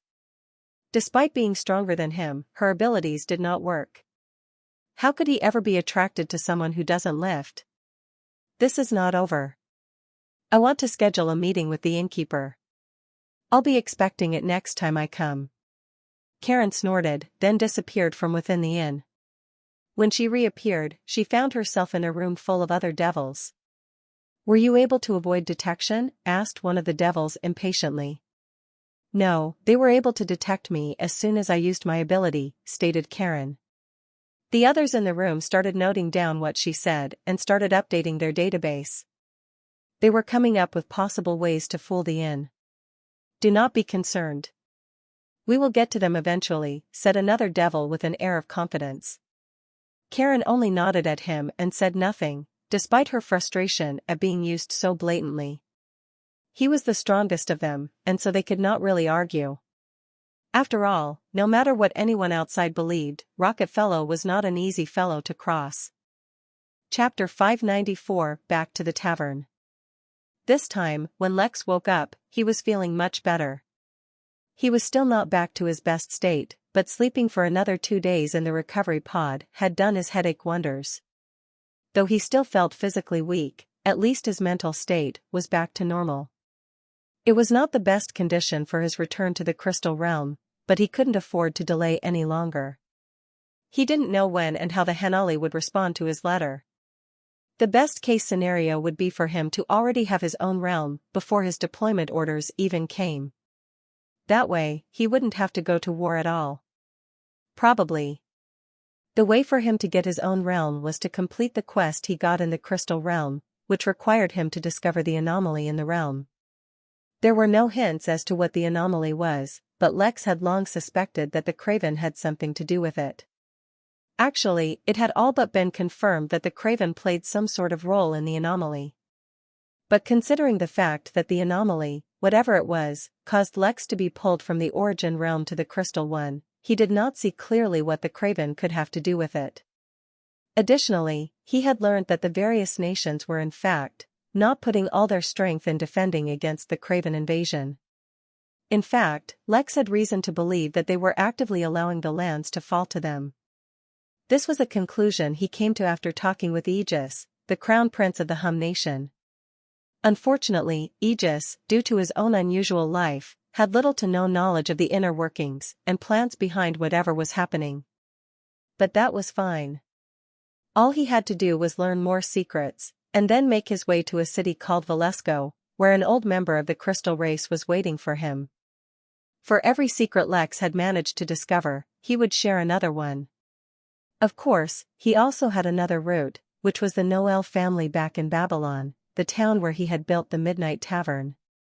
Considering that Babylon was in their territory, and that Lex had managed to build a good relationship, Lex expected he could make some use of them. If nothing else, he could go around the realm and search for old ruins or minor realms which contained secrets of what actually happened. The old man from the crystal race already told him that all such information had been wiped clean, and he would need to find some old ruins with as of yet untouched records to learn the truth. With his new and improved intuition, he firmly believed it would be much easier for him to find them. He did not need to rely on luck to bump into them. But before he did that, Lex needed to make some preparations. His gear was, naturally, already taken care of. But he had requested some additional supplies at the Infinity Emporium which might be helpful. Lex originally wanted to get his hands on teleportation talismans and items which would allow him to traverse large areas quickly. Unfortunately, while such items were available, teleportation talismans weren't really accurate or easy to direct. The longest-range teleportation talisman he got his hands on could teleport him 100,000 miles, 161,000 kilometers, in a straight line. But which direction that straight line was something he could not control. He also got his hands on some extremely potent medication which would boost the body's recovery. He got his hands on massive and powerful illumination devices, which could be used if he ever encountered a situation where the soul birds went away. He had already received the fancy contact lenses, so he didn't need to procure those. Instead, he got a lot of gear for Fenrir. He planned on using the pup as a mount while he traversed that land, and keep the dog as company. Not only would it be good to have someone with him, the pup would continue to gain experience, not to mention the fact that it had some useful abilities. Its stealth capabilities were beyond what Lex could achieve, and over long distances, the pup could move faster than Lex. It only made sense to take him along. As unusual as it might seem to see a pup wearing armor running around, the Crystal Realm was a dangerous place and Lex didn't want the pup left unprotected. It had a few augmentation features as well, that could heighten Fenrir's senses when activated. There was also a backpack for it which would stick close to its body and not bounce around regardless of how it moved. Lex left that mostly empty, but put a few talismans inside. Although such preparation might seem lackluster, as Lex barely addressed other needs, such as travel equipment or emergency food supplies, it was enough. Mostly because this time, his connection to the inn hadn't been compromised. He could travel to and from the realm to the inn at any time, so if he ever needed anything he could come back and get it then. With his preparations done, Lex mentally went over the situation at the Midnight Tavern. The workers and residents there never felt Lex's absence, for he had been using his remote presence for a few hours every day to check in. Big Ben was as popular as ever with the locals, which served more to deter trouble than actually using any intimidation. After all, a soul bird had recently returned to Babylon and the darkness had disappeared. The party family was busy rebuilding the town. It was too important strategically to abandon the location, so there was no other choice. As a result, while the tavern was no longer as crowded as it used to be, it continuously saw business. Rick, his handyman at the tavern, was always busy with repairs or miscellaneous work, and Roan, the bartender, had slowly developed a network amongst the locals. While the stories of the achievements of the tavern during the darkness still permeated the town, things had been quiet for too long, so people stopped thinking about it as much. Hopefully, things would continue to stay that way even after Lex returned. Chapter 595 The X. One last thing Lex did before returning to the Crystal Realm was add the patisserie. Since it had been brought to his attention by his prophecy, he would not ignore it. Like the recovery room, meditation room and such, the patisserie was a standard in service, so not only could it be repeatedly put across the inn. As soon as he redeemed the building, he first upgraded it to the 4th level, which was in tandem with his authority level. Some buildings, such as the recovery room, had been upgraded beyond his authority level using various cheats, but in general that was not a good thing as it put additional pressure on the system.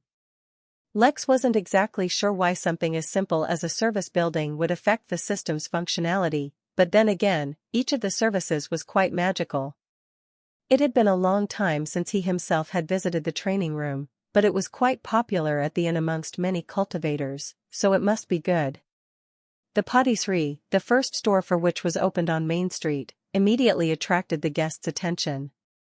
The Main Street was the street that had the most exclusive stores, such as the barber shop, which had recently reopened, and the battle axe. The street had become the elite district of the inn, and represented the best it had to offer.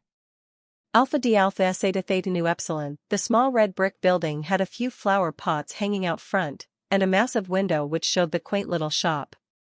There was one counter running across the length of the shop, with several rows of pastries shown through the glass windows in the counter. The patisserie naturally needed patissiers, and Lex decided to hire 2 for the first one. One was called Gordon, and the second was called Ramses. Lex did not need to doubt their capabilities, for the system was excellent at feeding the workers he bought with all the relevant information their designation would require. For now, he did not try out the various pastries, pies, cakes and various breads that the shop was lining up as it could wait. He was content with the knowledge that each item in the shop had a special effect, akin to the Saturn cake that was available at the gift shop. He would look into it later. For now, he was off to the Crystal Realm. Barely a few moments after Lex left, the first customer took a bite out of the mauve crystal cupcake. As it happened, right behind him, another customer tried the astral dust pie. The 2 customers, a young human adult who was weary from the difficulties of life, and a freshly graduated devil on her first outing from Garvitz, the realm of the devils, locked eyes. A million emotions were communicated through the look, and they both fell in love. To be specific, they fell in love with the desserts they were eating, but found each other modestly attractive. "Can I try that?" the man asked, looking at her pie. "Only if you give me a bite of yours," the devil replied, her eyes locked on the man's cupcake. A new bond was formed. The bond of gluttony. Rho alpha d alpha s n nu Lex took in a deep breath once he reappeared, and the smell of wood filled his lungs. He looked around and found himself in the hidden basement under the main hall counter. It had been a long time since he had been back here, while at the same time it seemed too soon. After spending a year trapped here, he was in no rush to come back, yet fate worked out in different ways. But there was no need to fret. He had come back much stronger, not to mention that this time he was not cut off from the system. In fact, now that he thought about it, he was actually quite excited to be back here. With his new and improved intuition, Lex suddenly felt an urge to go treasure hunting. He had found some incredibly valuable prizes here, such as the blue crystal essence which pushed Lex to the peak of the Foundation realm while also recharging his system, and the divine essence stone. Now that his senses were much keener, he couldn't wait to see what he would find. In fact, his intuition was already acting up, letting him know that countless valuable treasures were hidden in his vicinity. Unfortunately, they were all the property of the Noel family. He would need to travel outside their territory before he could start digging up treasures. Fenrir's stealth would play an integral role in his treasure hunting schemes. Lex climbed the ladder to exit the hidden basement, and was welcomed to the scene of a bustling tavern room. There was a flutist on the small stage, accompanied by an enthusiastic dancer, both putting on a performance. Over 24 men and women were eating and drinking, while Naki, Nami, and Nanny the triplets took rounds between the kitchen and the guests, constantly making sure everyone was catered to. Big Ben stood by the door, an intimidating grimace on his face. Unfortunately, the grimace did not work as he was friends with almost everyone in the tavern, so they knew him well. Betty, Big Ben's now wife, was sitting in the tavern as well, a small bump developing in her belly. The couple was already expecting a child. A familiar face, Farty, was loudly sharing a story with some people sitting across from him. Lex could not help but smile. The smile was not for the jubilant atmosphere that the tavern had. Although it was much smaller than the inn, it had nurtured a unique environment of its own which was quite enjoyable. No, he smiled because his luck never failed to keep his life interesting, all after a single wish for some more excitement. 5, 4, 3, 2. He counted down as he looked at the front door, which slammed open the moment he counted to 0. His intuition had warned him this was coming.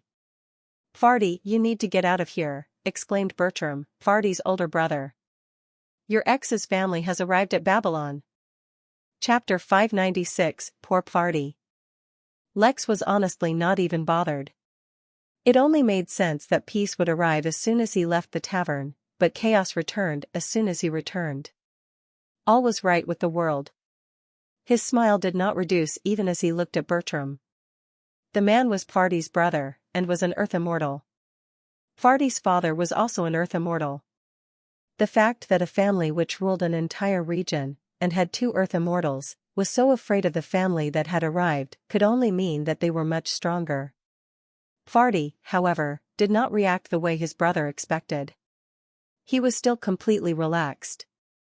In fact, he was now taking even longer with his food, as if to make sure he would stay long enough to run into them. "What are you doing?" Bertram asked, with a tinge of defeat in his voice. "What does it look like I'm doing?" Farty asked with a grin. "I'm eating." There was a moment of silence where the two simply exchanged stares until Farty finally admitted defeat. "Okay, fine, I'm relaxing at the Midnight Tavern. What can they do to me here? And if things really get out of hand, I'll head to the Midnight Inn. I'm completely safe." "It's not about that and you know it," Bertram couldn't help but say, but then promptly realized how publicly they were speaking.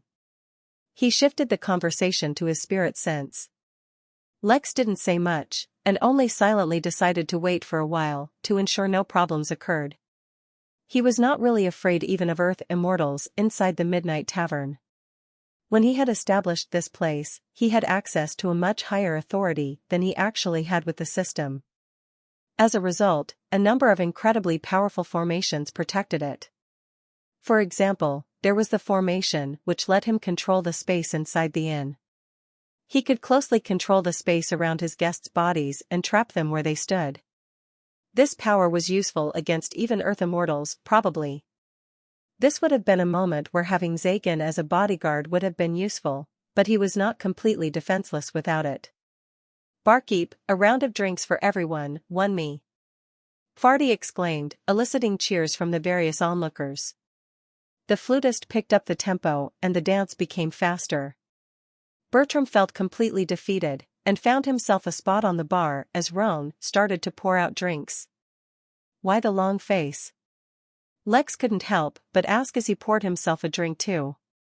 Since Farty was paying, there was no reason he couldn't treat himself. "To be honest, I was not in favor of Farty being kicked out of the family," Bertram said as he chugged a drink of his own.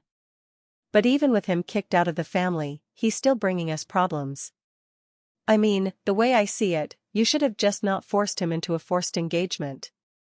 Bertram wanted to say something, but he just didn't have the energy. "Cheer up, it's not the end of the world," said Lex as he patted Bertram. The man, however, was in no mood to talk.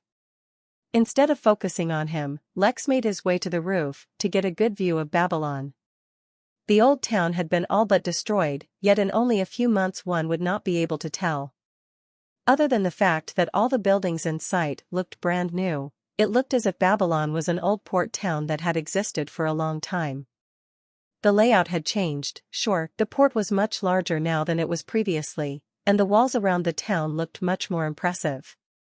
There were many more guards than before, and patrols were more common. There was a massive tower in the center of town with a glowing light in the middle, like a lighthouse, meant for land instead of the sea. Though there was a flock of soul birds in the sky, illuminating the land, so the lighthouse was useless, but it was kept lit nonetheless. In the distance, at the very opposite end of town, Lex could see a newly built mansion. He guessed that was the local residence for the Noel family, whenever they stayed in town. His sharp senses picked up an unusually thick crowd, moving slowly from the docks towards the mansion. He guessed that Farty's so-called ex-in-laws were in that crowd. Rho Alpha D Alpha S N Nu Alpha D Alpha S Eta Theta Nu Epsilon. While their presence presented a huge problem for the Noel family, for Lex it was an opportunity. As much as he wanted to roam around the crystal realm in search of treasure and opportunity, he was in a time crunch. He needed to learn whatever secrets were being held about the Craven as soon as possible. He planned on using the Noel family's understanding of the inn to leverage a trade, where he would provide them with some help or resources, and in exchange they would tell him whatever they knew about the Craven. He seriously doubted that simply learning the secret about the Craven would complete his quest. A realm seed was a remarkable treasure, and it should not be so easy to get. Most likely, learning about the Craven would only point him in the right direction to begin his real search. Initially he expected to encounter some trouble convincing the Noel family to divulge their secrets, but if they were encountering some kind of pressure, or trouble, it would be a lot easier to get what he wanted. To be sure, he closed his eyes and focused on his intuition. It was a lot harder to channel when compared to his spirit sense and soul sense, but he could somewhat point it in the direction he wanted sometimes. Probably. Maybe. Currently, all he wanted to know was if his planned sequence of actions would cause him any problems. Surprisingly, this was within the range of capabilities of his intuition. His intuition worked in the form of vague feelings, either positive or negative. It was not a strict language, but for reasons he didn't know, he could almost always understand it perfectly. He wondered if it was because of his universal language translator. Lex felt like there was opportunity waiting for him, but to avail it, he needed the help of a trusted companion. After a few moments focusing on his intuition, he finally opened his eyes. He got everything he wanted, but discovered that there was actually something very important to him in the vicinity, but instead of on land, it was underwater. He summoned Fenrir, his trusted companion, and pointed towards the unusual crowd that was moving from the docks to the mansion. "There should be a lady in there, go attract her attention. Don't cause any trouble, but bring her back to the tavern. Got it?" The pup, who was excited to be back in the crystal realm, and away from the terrible influence of the big turtle, howled and directly hopped off the building. Lex wasn't too worried that Fenrir would do something he shouldn't. After spending enough time around guests at the inn, he knew what he should and shouldn't do. With that done, Lex quickly made his way down to the main tavern hall, and found Pfardy still sitting there. Bertram had already departed. Lex made his way over, bringing a spare chair, and sat down opposite to the troublemaker. "How have you been, Pfardy?" Lex asked with a devious smile. "I'm great," he answered enthusiastically, but then suddenly hesitated. The timing of Lex's arrival, and the look on his face told Pfardy that something was up. "Wait, should I not be great? Is something up? Don't tell me the tavern will kick me out because of trouble? I haven't done anything." "Haha, I know you haven't caused any trouble," Lex said, leaning back into his chair. In the Crystal Realm, he had not bothered hiding his identity, so although he was burdened with the noble title of Tavern Keeper, he could also just be himself. After all that pretending to be other people, he sometimes wondered if he hadn't just become like that normally either. But, he discovered that as of late, he liked being mischievous when he was just himself. Maybe the search for excitement had seeped deep into his bones. "But I just have a vague feeling that trouble is about to find you, and not the kind you're expecting. If you don't mind me asking, why did you break up your engagement? Some other kind of trouble?" Pfardy was slightly disturbed at the thought. He was depending on the tavern and inn to keep him safe. He hoped not to face anything they wouldn't be able to handle. Hesitantly, he answered. "Normally, I wouldn't share this, but seeing as it's you, I'll trust it's all right. Our families arranged our engagement, for business reasons, and I was okay with that. But when I met the girl, I asked her if she was willing to go through with it. If she was being forced, or had someone else in mind, I would break off the engagement myself and take the burden onto myself. That way, she would be free to pursue what she wanted, and I wouldn't live a life knowing that I was the tool used to rip a young woman from her freedom." Lex smirked. Poor Pfardy. He hoped the man would be able to deal with what was about to happen. Chapter 597 Fenrir's Adventure. Over 700 minor realms had been discovered at the inn, but a majority of the guests entering were mostly focused on a few dozen minor realms which were incredibly valuable. For example, there was one minor realm that was just a massive ocean. Yet for aquatic beasts and other alien races, the realm was an absolute paradise, for it had seemingly existed for millions of years, accumulating countless spiritual treasures, all unused because the realm was devoid of any living being. Naturally, the fact that the ocean was one of sulfuric acid instead of water was the primary reason nothing lived in that realm, but for higher-level cultivators that was only a minor detail. There was also another minor realm that had given birth to a very unique environment which resulted in treasures that were almost impossible to procure normally. Countless immortals had already flocked to that realm. Essentially, it was just a normal-sized minor realm, but at some point its space started to collapse. However, due to the presence of an extremely rare ore with extreme spatial affinity, the realm had stabilized, but with its center becoming a region of chaotic space. The chaotic regions gave birth to many treasures, the likes of which would normally cause wars among nations. It was only the absolute oppressive image of the inn that kept everyone in line. A few unaware folk had naturally tried to cause issues. Suffice to say, the security Lex had hired took care of it. The turtle was especially happy with this development because such high-quality fertilizer was hard to come by. But while there were such attractive minor realms, there were quite a few which were not so attractive. Luther was standing in one such minor realm. According to preliminary reports, this was a massive minor realm of approximately 700,000 kilometers square. It consisted of 3 large lakes, a small mountain range and dense forests. The minor realm also had its own fauna and flora, with the animals being quite strong, mostly being at the foundation realm on average. While the realm was not bare of resources, nothing valuable enough to attract cultivators had been discovered in the realm. All in all, it was good enough for the refugees. Or at least, it was the best one he had seen so far. With his review done, he returned to the Midnight Inn. He would turn in his report to the innkeeper, and if all went as predicted, this would soon belong to the refugees, and become the second exclusive minor realm at the inn. Little Fenrir hid itself perfectly on top of a roof of a building near the road where the target would cross.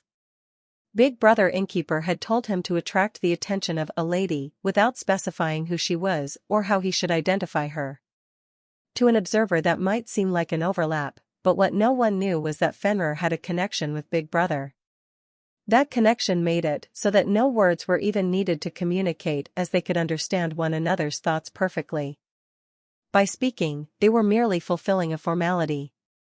So, although he had only been told to attract the attention of a lady, he in fact knew well enough that he was looking for a relatively young and important human lady, who should be the center of attention. Soon enough, he saw a line of carriages being pulled by massive feathered lizards. There were guards completely surrounding the carriage, though ironically the guards were weaker than the very guests they were supposed to be protecting. Fenrir did not have a firm grasp of cultivation levels, and instead only knew things such as which foes smelled dangerous and which did not. Strictly speaking, Fenrir's sense of smell was not the same as what Lex knew.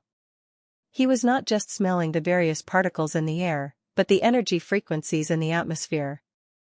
Of course the pup had no idea about the intricacies of what he was doing, but not only could he smell power levels, he could smell intentions, opportunities, traps, colors, spirits, and much, much more. Moreover, while its brain processed the images which he saw with its eyes, it would add shades to reflect the various elements its nose picked up. So, very much like in a video game, he could see colored footsteps in the ground if he wanted to follow someone, or saw enemies colored in a tinge of red while friendly forces were green. Currently, it could see a particular carriage tinged with a blue shade, reflecting that the carriage was the one it was looking for. Not bothering to wonder how or why it knew what it did, the pup shrunk its size down and leaped off the building. With its body shrunk down to the size of an adult's palm, Fenrir had no trouble avoiding being sighted. A tiny interference field around its body ensured that no spirit sense was able to detect it either. The only trouble it encountered was that, with tiny legs, it had to run a lot more to reach its destination. After all, it could not make rapid movements lest it was spotted. With crowds of people lining the streets to view the passing carriages, Fenrir's pilgrimage to the destination was fraught with obstacles, yet it eventually made it. It climbed the carriage as discreetly as possible, which is to say many in the crowd saw a tiny pup hanging from the carriage door, but were just too caught up in how cute the sight was to react. There was no window, so the pup gnawed a small hole, through which it crawled through. Within the carriage were seated two women, one tinged in blue indicating she was the target, and another in orange indicating danger. Although Fenrir had avoided detection so far, the moment it entered the carriage, the two women locked onto the pup. It froze for a moment where it sensed danger, but the feeling quickly passed. The ladies had clearly determined that the pup wasn't a danger. "Hello little fella, what are you doing here?" asked the lady with the blue tinge. Fenrir stuck out its tongue and used one of its bloodline abilities to make it look more appealing and less threatening. At the same time, Fenrir gave the woman in the orange glow a wary look. He would remember that she had threatened him. Big Brother Innkeeper had recently taught it the importance of revenge, and he would be sure to mark down this important foe. "How interesting," said the woman with the orange glow. "Instead of cowering due to my aura, it is feeling antagonized. It must have a very prominent origin." Fenrir ignored the orange lady's comments and instead made its way to the blue lady. With a tiny wagging tail, its minuscule tongue hanging out and its bloodline activated, the lady was unable to resist him and reached out to grab him. Immediately Fenrir began licking the target, tickling her in the process and making her giggle. At first, Fenrir did nothing else, for it could sense that both the girls were wary of it. Yet after a couple of minutes of playing, their concentration wavered for a moment. Fenrir did not wait, nor did it try to delay the situation to develop its trust. One moment it was playing, the second moment the blue lady's necklace had been removed and was hanging from its mouth. Faster than the two ladies could anticipate, Fenrir had reappeared inside the small hole it had made in the door. But before leaving, Fenrir did not forget to turn around and give the orange lady a gloating look. Then the pup winked at the blue lady and jumped out the carriage. It did not bother to check if it was being pursued, and instead immediately grew its size and began running. In the carriage, the blue lady was sitting shocked by what happened, her mouth hung open. "Did that pup just steal from me?" she asked with a hint of excitement in her voice. "Let's follow it. I want to see who would be daring enough to target us." "No, let's chase it. I want to see if it can get away." Thadam immediately her aura erupted, which was quickly followed by 13 other intimidating auras. Yet Fenrir was not alarmed even as it sensed danger. Big Brother Innkeeper would not have trusted it if it didn't have any abilities. Immediately, the pup turned invisible, and all traces of it were lost. The two ladies, as well as 11 intimidating-looking men, appeared where the pup's aura had disappeared and began scanning the area. Surprisingly, they could not locate it. Just as they were beginning to grow shocked that a small pup could evade their search, a small bark was heard from deeper within the town.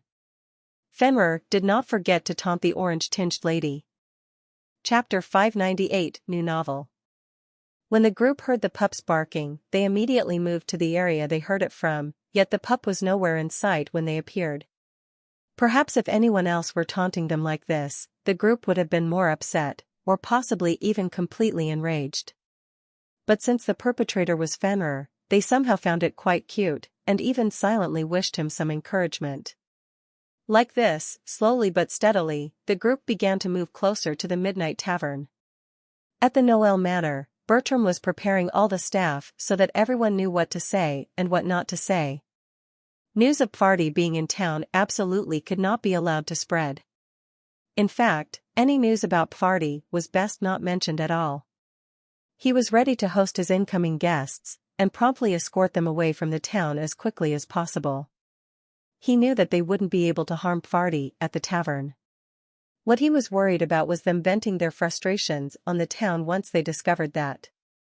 Alpha D Alpha Eta Theta Nu Epsilon. Farty was not one who was easily frightened, yet the way Lex was smiling at him made him feel uncomfortable. That in itself was extremely unusual. Although Farty may seem very non-serious, no one could deny his guts. He had broken off his engagement with a very notorious family without regard for how they might feel based on his principles, and had faced his father's wrath directly for going against what he wanted. Even when he was kicked out of the Noel family, he had not shown any disgruntlement. So how was it that a mere smile from Lex had him on edge? "You said you think some trouble is coming to find me," said Farty as he looked at Lex. "What kind of trouble are you referring to? Is it from my ex? I don't think they should be able to cause the tavern any problems. If anyone dares to act inappropriately within the tavern premises, they will not be allowed to do as they please, of that I can assure you. But have you considered the situation where someone can cause you issues without breaking any of the tavern's rules? In that case, there's not much I can do." This time, Farty was genuinely confused. What kind of threat could someone pose if they were not trying to beat him up? Surely they wouldn't kill him over a broken engagement? But even if it were that, the tavern would intervene. So then what was it? Lex did not say more, and instead gave him a supporting pat on the back, before he began talking to the other guests in the tavern. Although his projection had often appeared at the tavern, he didn't pay much attention to it besides just keeping it running. Now that he was back, for however brief a time, he should look into what the locals thought of the tavern.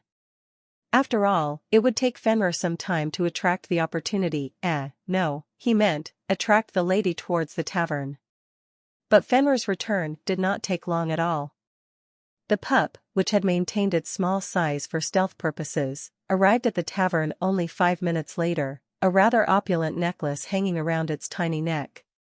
A bob of his head and a wink was all Lex needed to do before Fenrir hopped up onto Farty's table, and just lay down on it. The little pup let out a low woof before yawning and falling asleep right on the table. Farty, who was especially sensitive to everything due to Lex's warning, eyed the pup warily.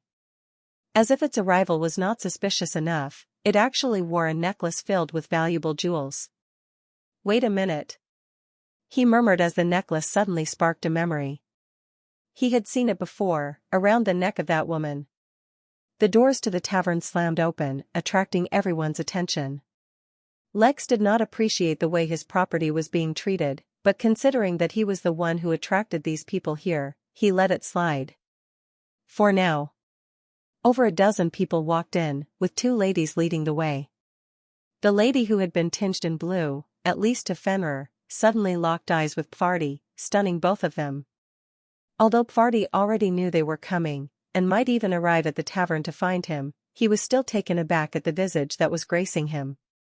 So caught up in the moment was he that he did not even notice as Fenrir suddenly shifted from the table, to sleeping on his shoulder. Now, no one would believe Fenrir had no relation to Pfardy. The room fell silent as everyone focused on the lady and Pfardy staring at one another, an invisible tension filling the air.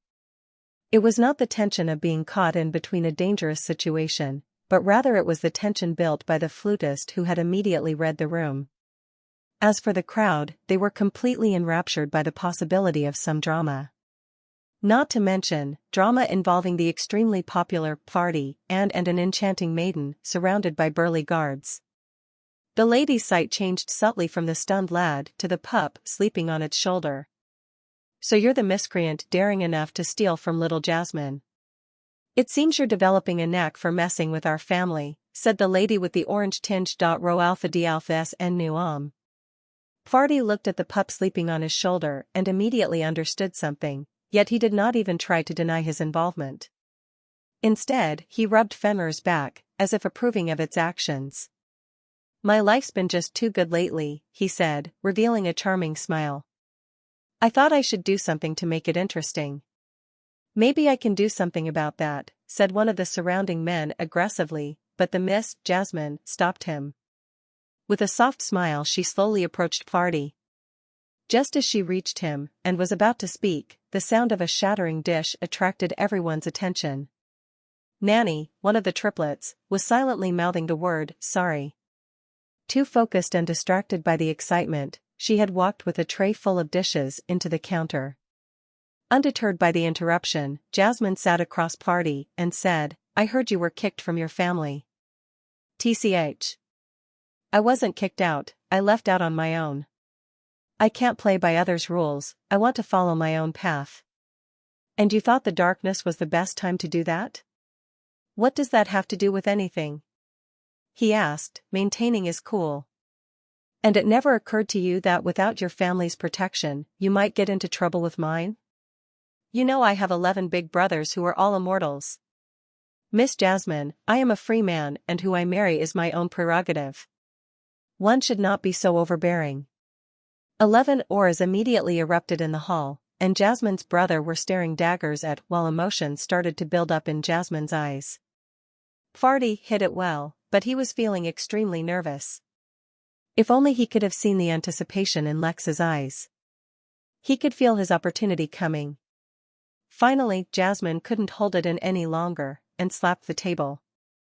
See mother, I told you. He's a real man. He forsook his entire family and risked the threat of provoking Pops just to honor my wish not to get married. I've decided. I'm only marrying him. For some odd reasons, Jasmine's announcement further aggravated her brothers, whose aura became even more fearsome. Pfardy was thoroughly startled, and finally lost his composure while the flutist immediately transitioned into a celebratory tune. Looking at the scene, Lex couldn't help but recall a novel he read.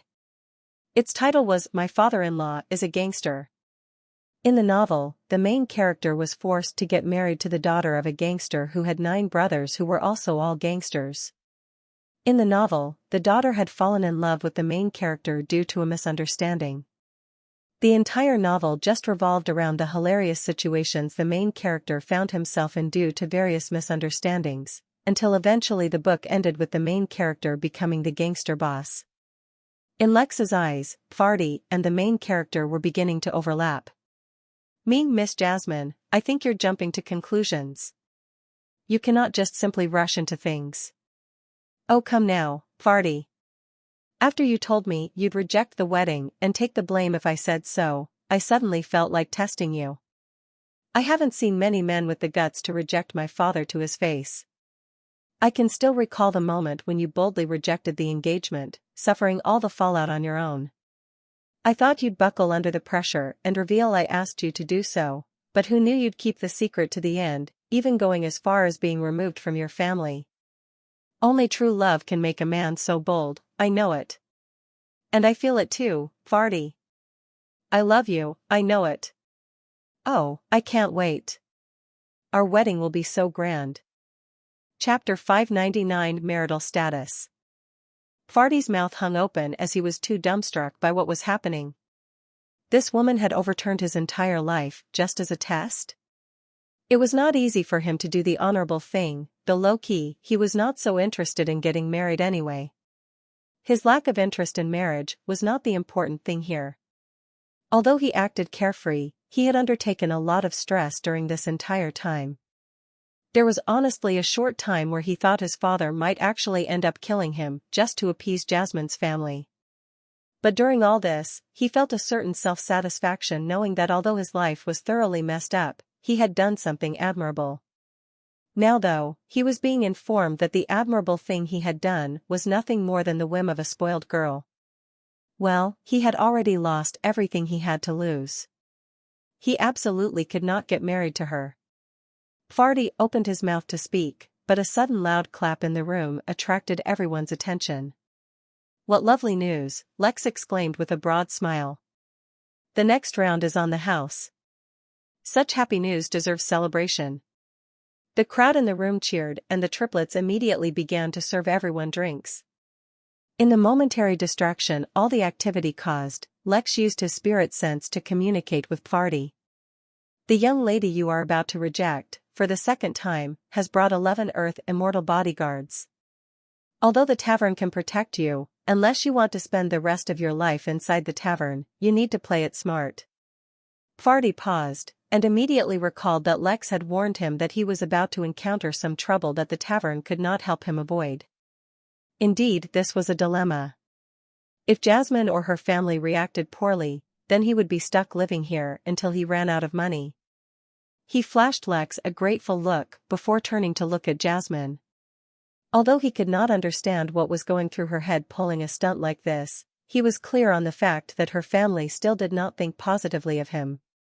He could use that to his advantage. Miss Jasmine, he began politely, but the jubilant girl immediately interrupted him. Pandasnovel.com, call me Jasmine, or Jassy. Prefixes are too formal for the kind of relationship we have. Farty smiled awkwardly and began again. Jasmine, the situation before and now are different. Back when we first met, our families had aligned interests. Now, I do not even have a family to speak of. I don't think someone like me is appropriate for someone with a background as prestigious as yours. Oh, don't be silly. The moment the Noel family hears the news, they'll come hoping to take you back. Even if they don't, you can just become a member of my family. It's not an issue. No dear, he's right, replied the lady beside Jasmine. We should not rush into things, and it would not be appropriate if a man with no name to speak of marries you. Think of how it will reflect on your father. At least, before we do anything we should have a meeting with the Noel family. Just because there was a business deal before does not mean that the same deal will be relevant. We will need compensation for the humiliation we have faced. Compensation? Farty repeated, a sudden frown appearing on his face. You want compensation? I broke off the wedding because your daughter told me she was being forced to marry, and that she did not want to. I shouldered the entire blame to protect her, only to find out that this is nothing more than a game orchestrated at your daughter's whim. Although Farty was not displaying his aura the way Jasmine's brothers were, an aggressive aura was being formed around him. No matter how he behaved, his noble upbringing and training could not be denied. Let alone I have no interest in this matter. What does the Noel family have to do with me? I don't know if you've heard, but we have parted ways. So if you want to use dash. Jasmine was only getting more and more excited as Farty spoke, but her brothers were not the same. His tone was too impolite when addressing their mother, so one of the many brothers made a move. Unfortunately for him, Lex was also not one to tolerate impropriety. With sufficient warning from his intuition, he activated the formation long before the brother attacked, and at the first indication that he was making a move, Lex froze him by trapping in a room that was exactly his shape. I think you should take a look at pandasnovel.com. The sudden dangerous fluctuation, as well as its equally quick disappearance, startled Pfardy and stopped him from speaking, but before he could make much sense of what happened, Lex loudly cleared his throat. On this occasion of reunion, why don't we all calm down a little, and talk with cool heads? He took a few slow steps before arriving at the frozen brother and patted him a few times. Considering the fact that he was an immortal, Lex did not hold back his strength. He was not intending to hurt him anyway, more like he was attracting attention to the fact that he was frozen. To be honest, I don't even care if you don't talk with cool heads, Lex continued, this time his smile disappearing.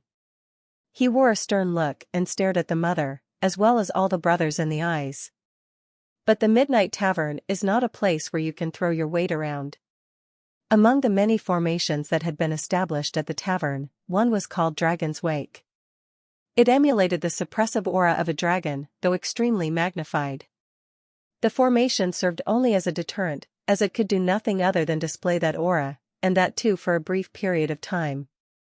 Lex had used it back then to scare Zagan away, which spoke of how effective it really was. Now, for a brief moment, he used it again and focused it only on Pfardy and the people confronting him.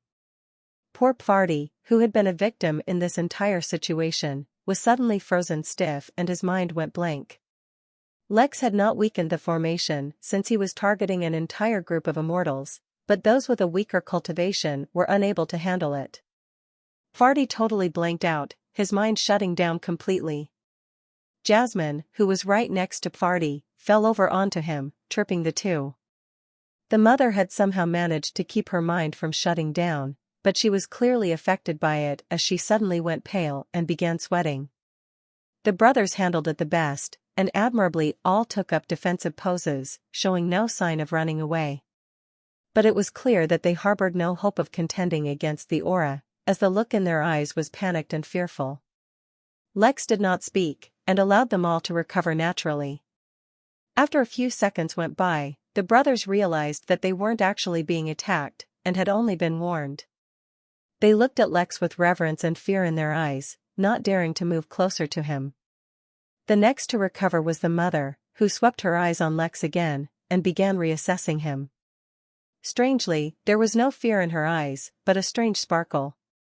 Finally, the sound of a groan awakened everyone from their stupors, and attracted their attention to the ground.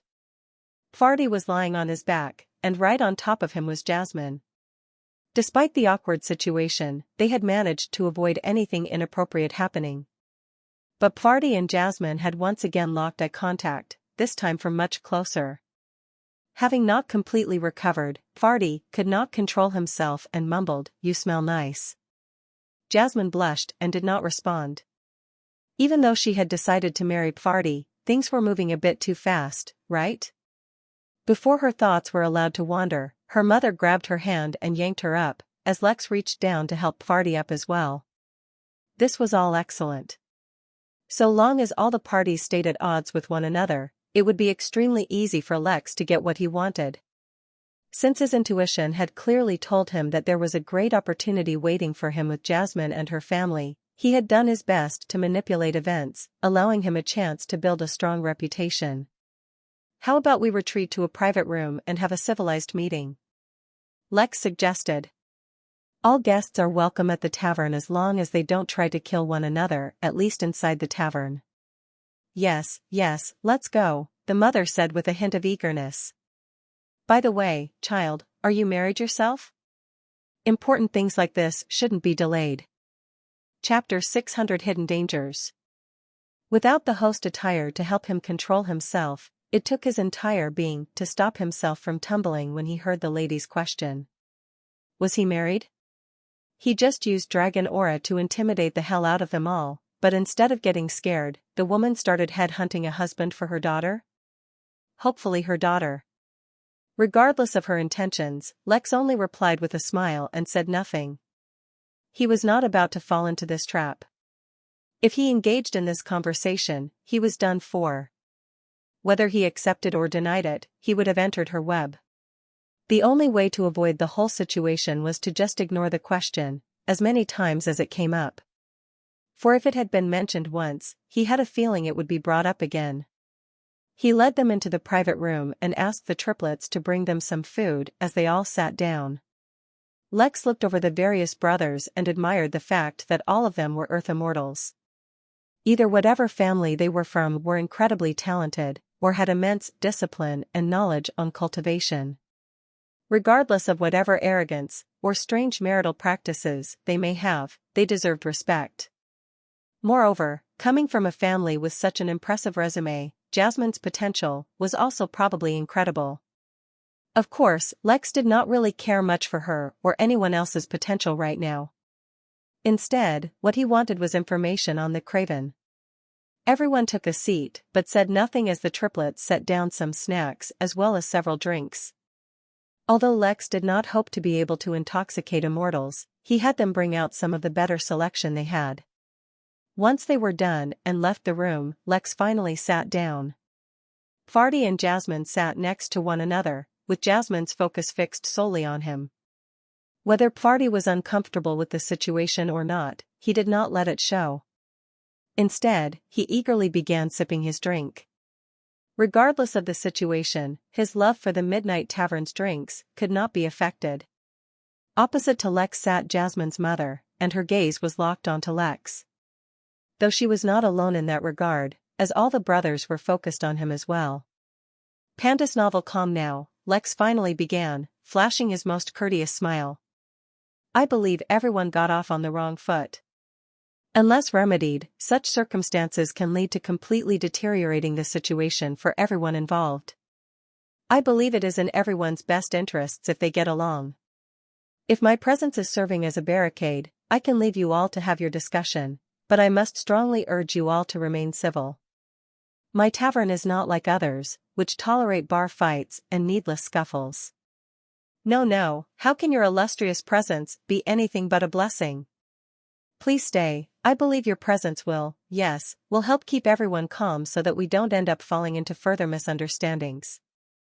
The mother was quite insistent that Lex stay, and oddly, the brothers all seemed to nod along. Despite his sixth sense, he was not sure if they were just going along with their mother, or they genuinely believed that. Farty, who was more familiar with the tavern and Lex, did not feel the need to fawn over him.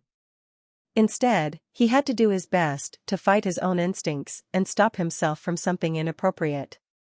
His thoughts were unusual at the moment, to say the least. Even he himself could not predict what he might end up doing if he stopped restraining himself. What's there to talk about anyway? He asked, the foam of his drink still bubbling on his upper lip. I, the magnanimous Farty, will gift you this necklace. Consider it your compensation. After that, you can be on your merry way, and we need not ever cross paths again. He was clear that Jasmine's family still held a grudge against him, so playing on that was his best bet to get out of this situation. Unfortunately, he was the only person in the room without a hidden agenda, so his suggestion, as ridiculous as it was never bound to be accepted.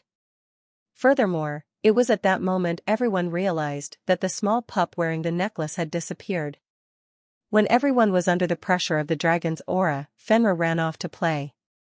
He had not been targeted by the aura to begin with, so he had no problem taking advantage of the distraction it presented. Moreover, his stealth capabilities were top-notch. Before an awkward silence could develop, Jasmine spoke up. Oh darling, don't be so mean. Although our time apart may have been unpleasant for you, there was no real harm suffered. Besides, you've proved yourself to be a real man. Daddy will surely appreciate you for that. There's no need to sully our relationship with dirty things like business deals. Lex looked at Jasmine oddly, as did Farty. It appeared as though the young woman was completely oblivious to the actual situation. In her mind, the only reason Farty was upset was not because of the tiny little prank she played, but because he was so deeply in love with her that their separation had left him resentful. I think you should take a look at pandasnovel.com. I think that's a wonderful idea, Jasmine's mother said. In fact, such happy occasions should not be delayed. I have already sent news to your father, and he will hurry here with the rest of your 37 brothers and 14 sisters. I think this tavern is a wonderful venue. Why don't we have the wedding here? Before Party could object, Jasmine shrieked in excitement and leaped at him, knocking the both of them over again. Lex was too stunned at the size of Jasmine's family to object. He noticed that the mother failed to mention her husband having other wives.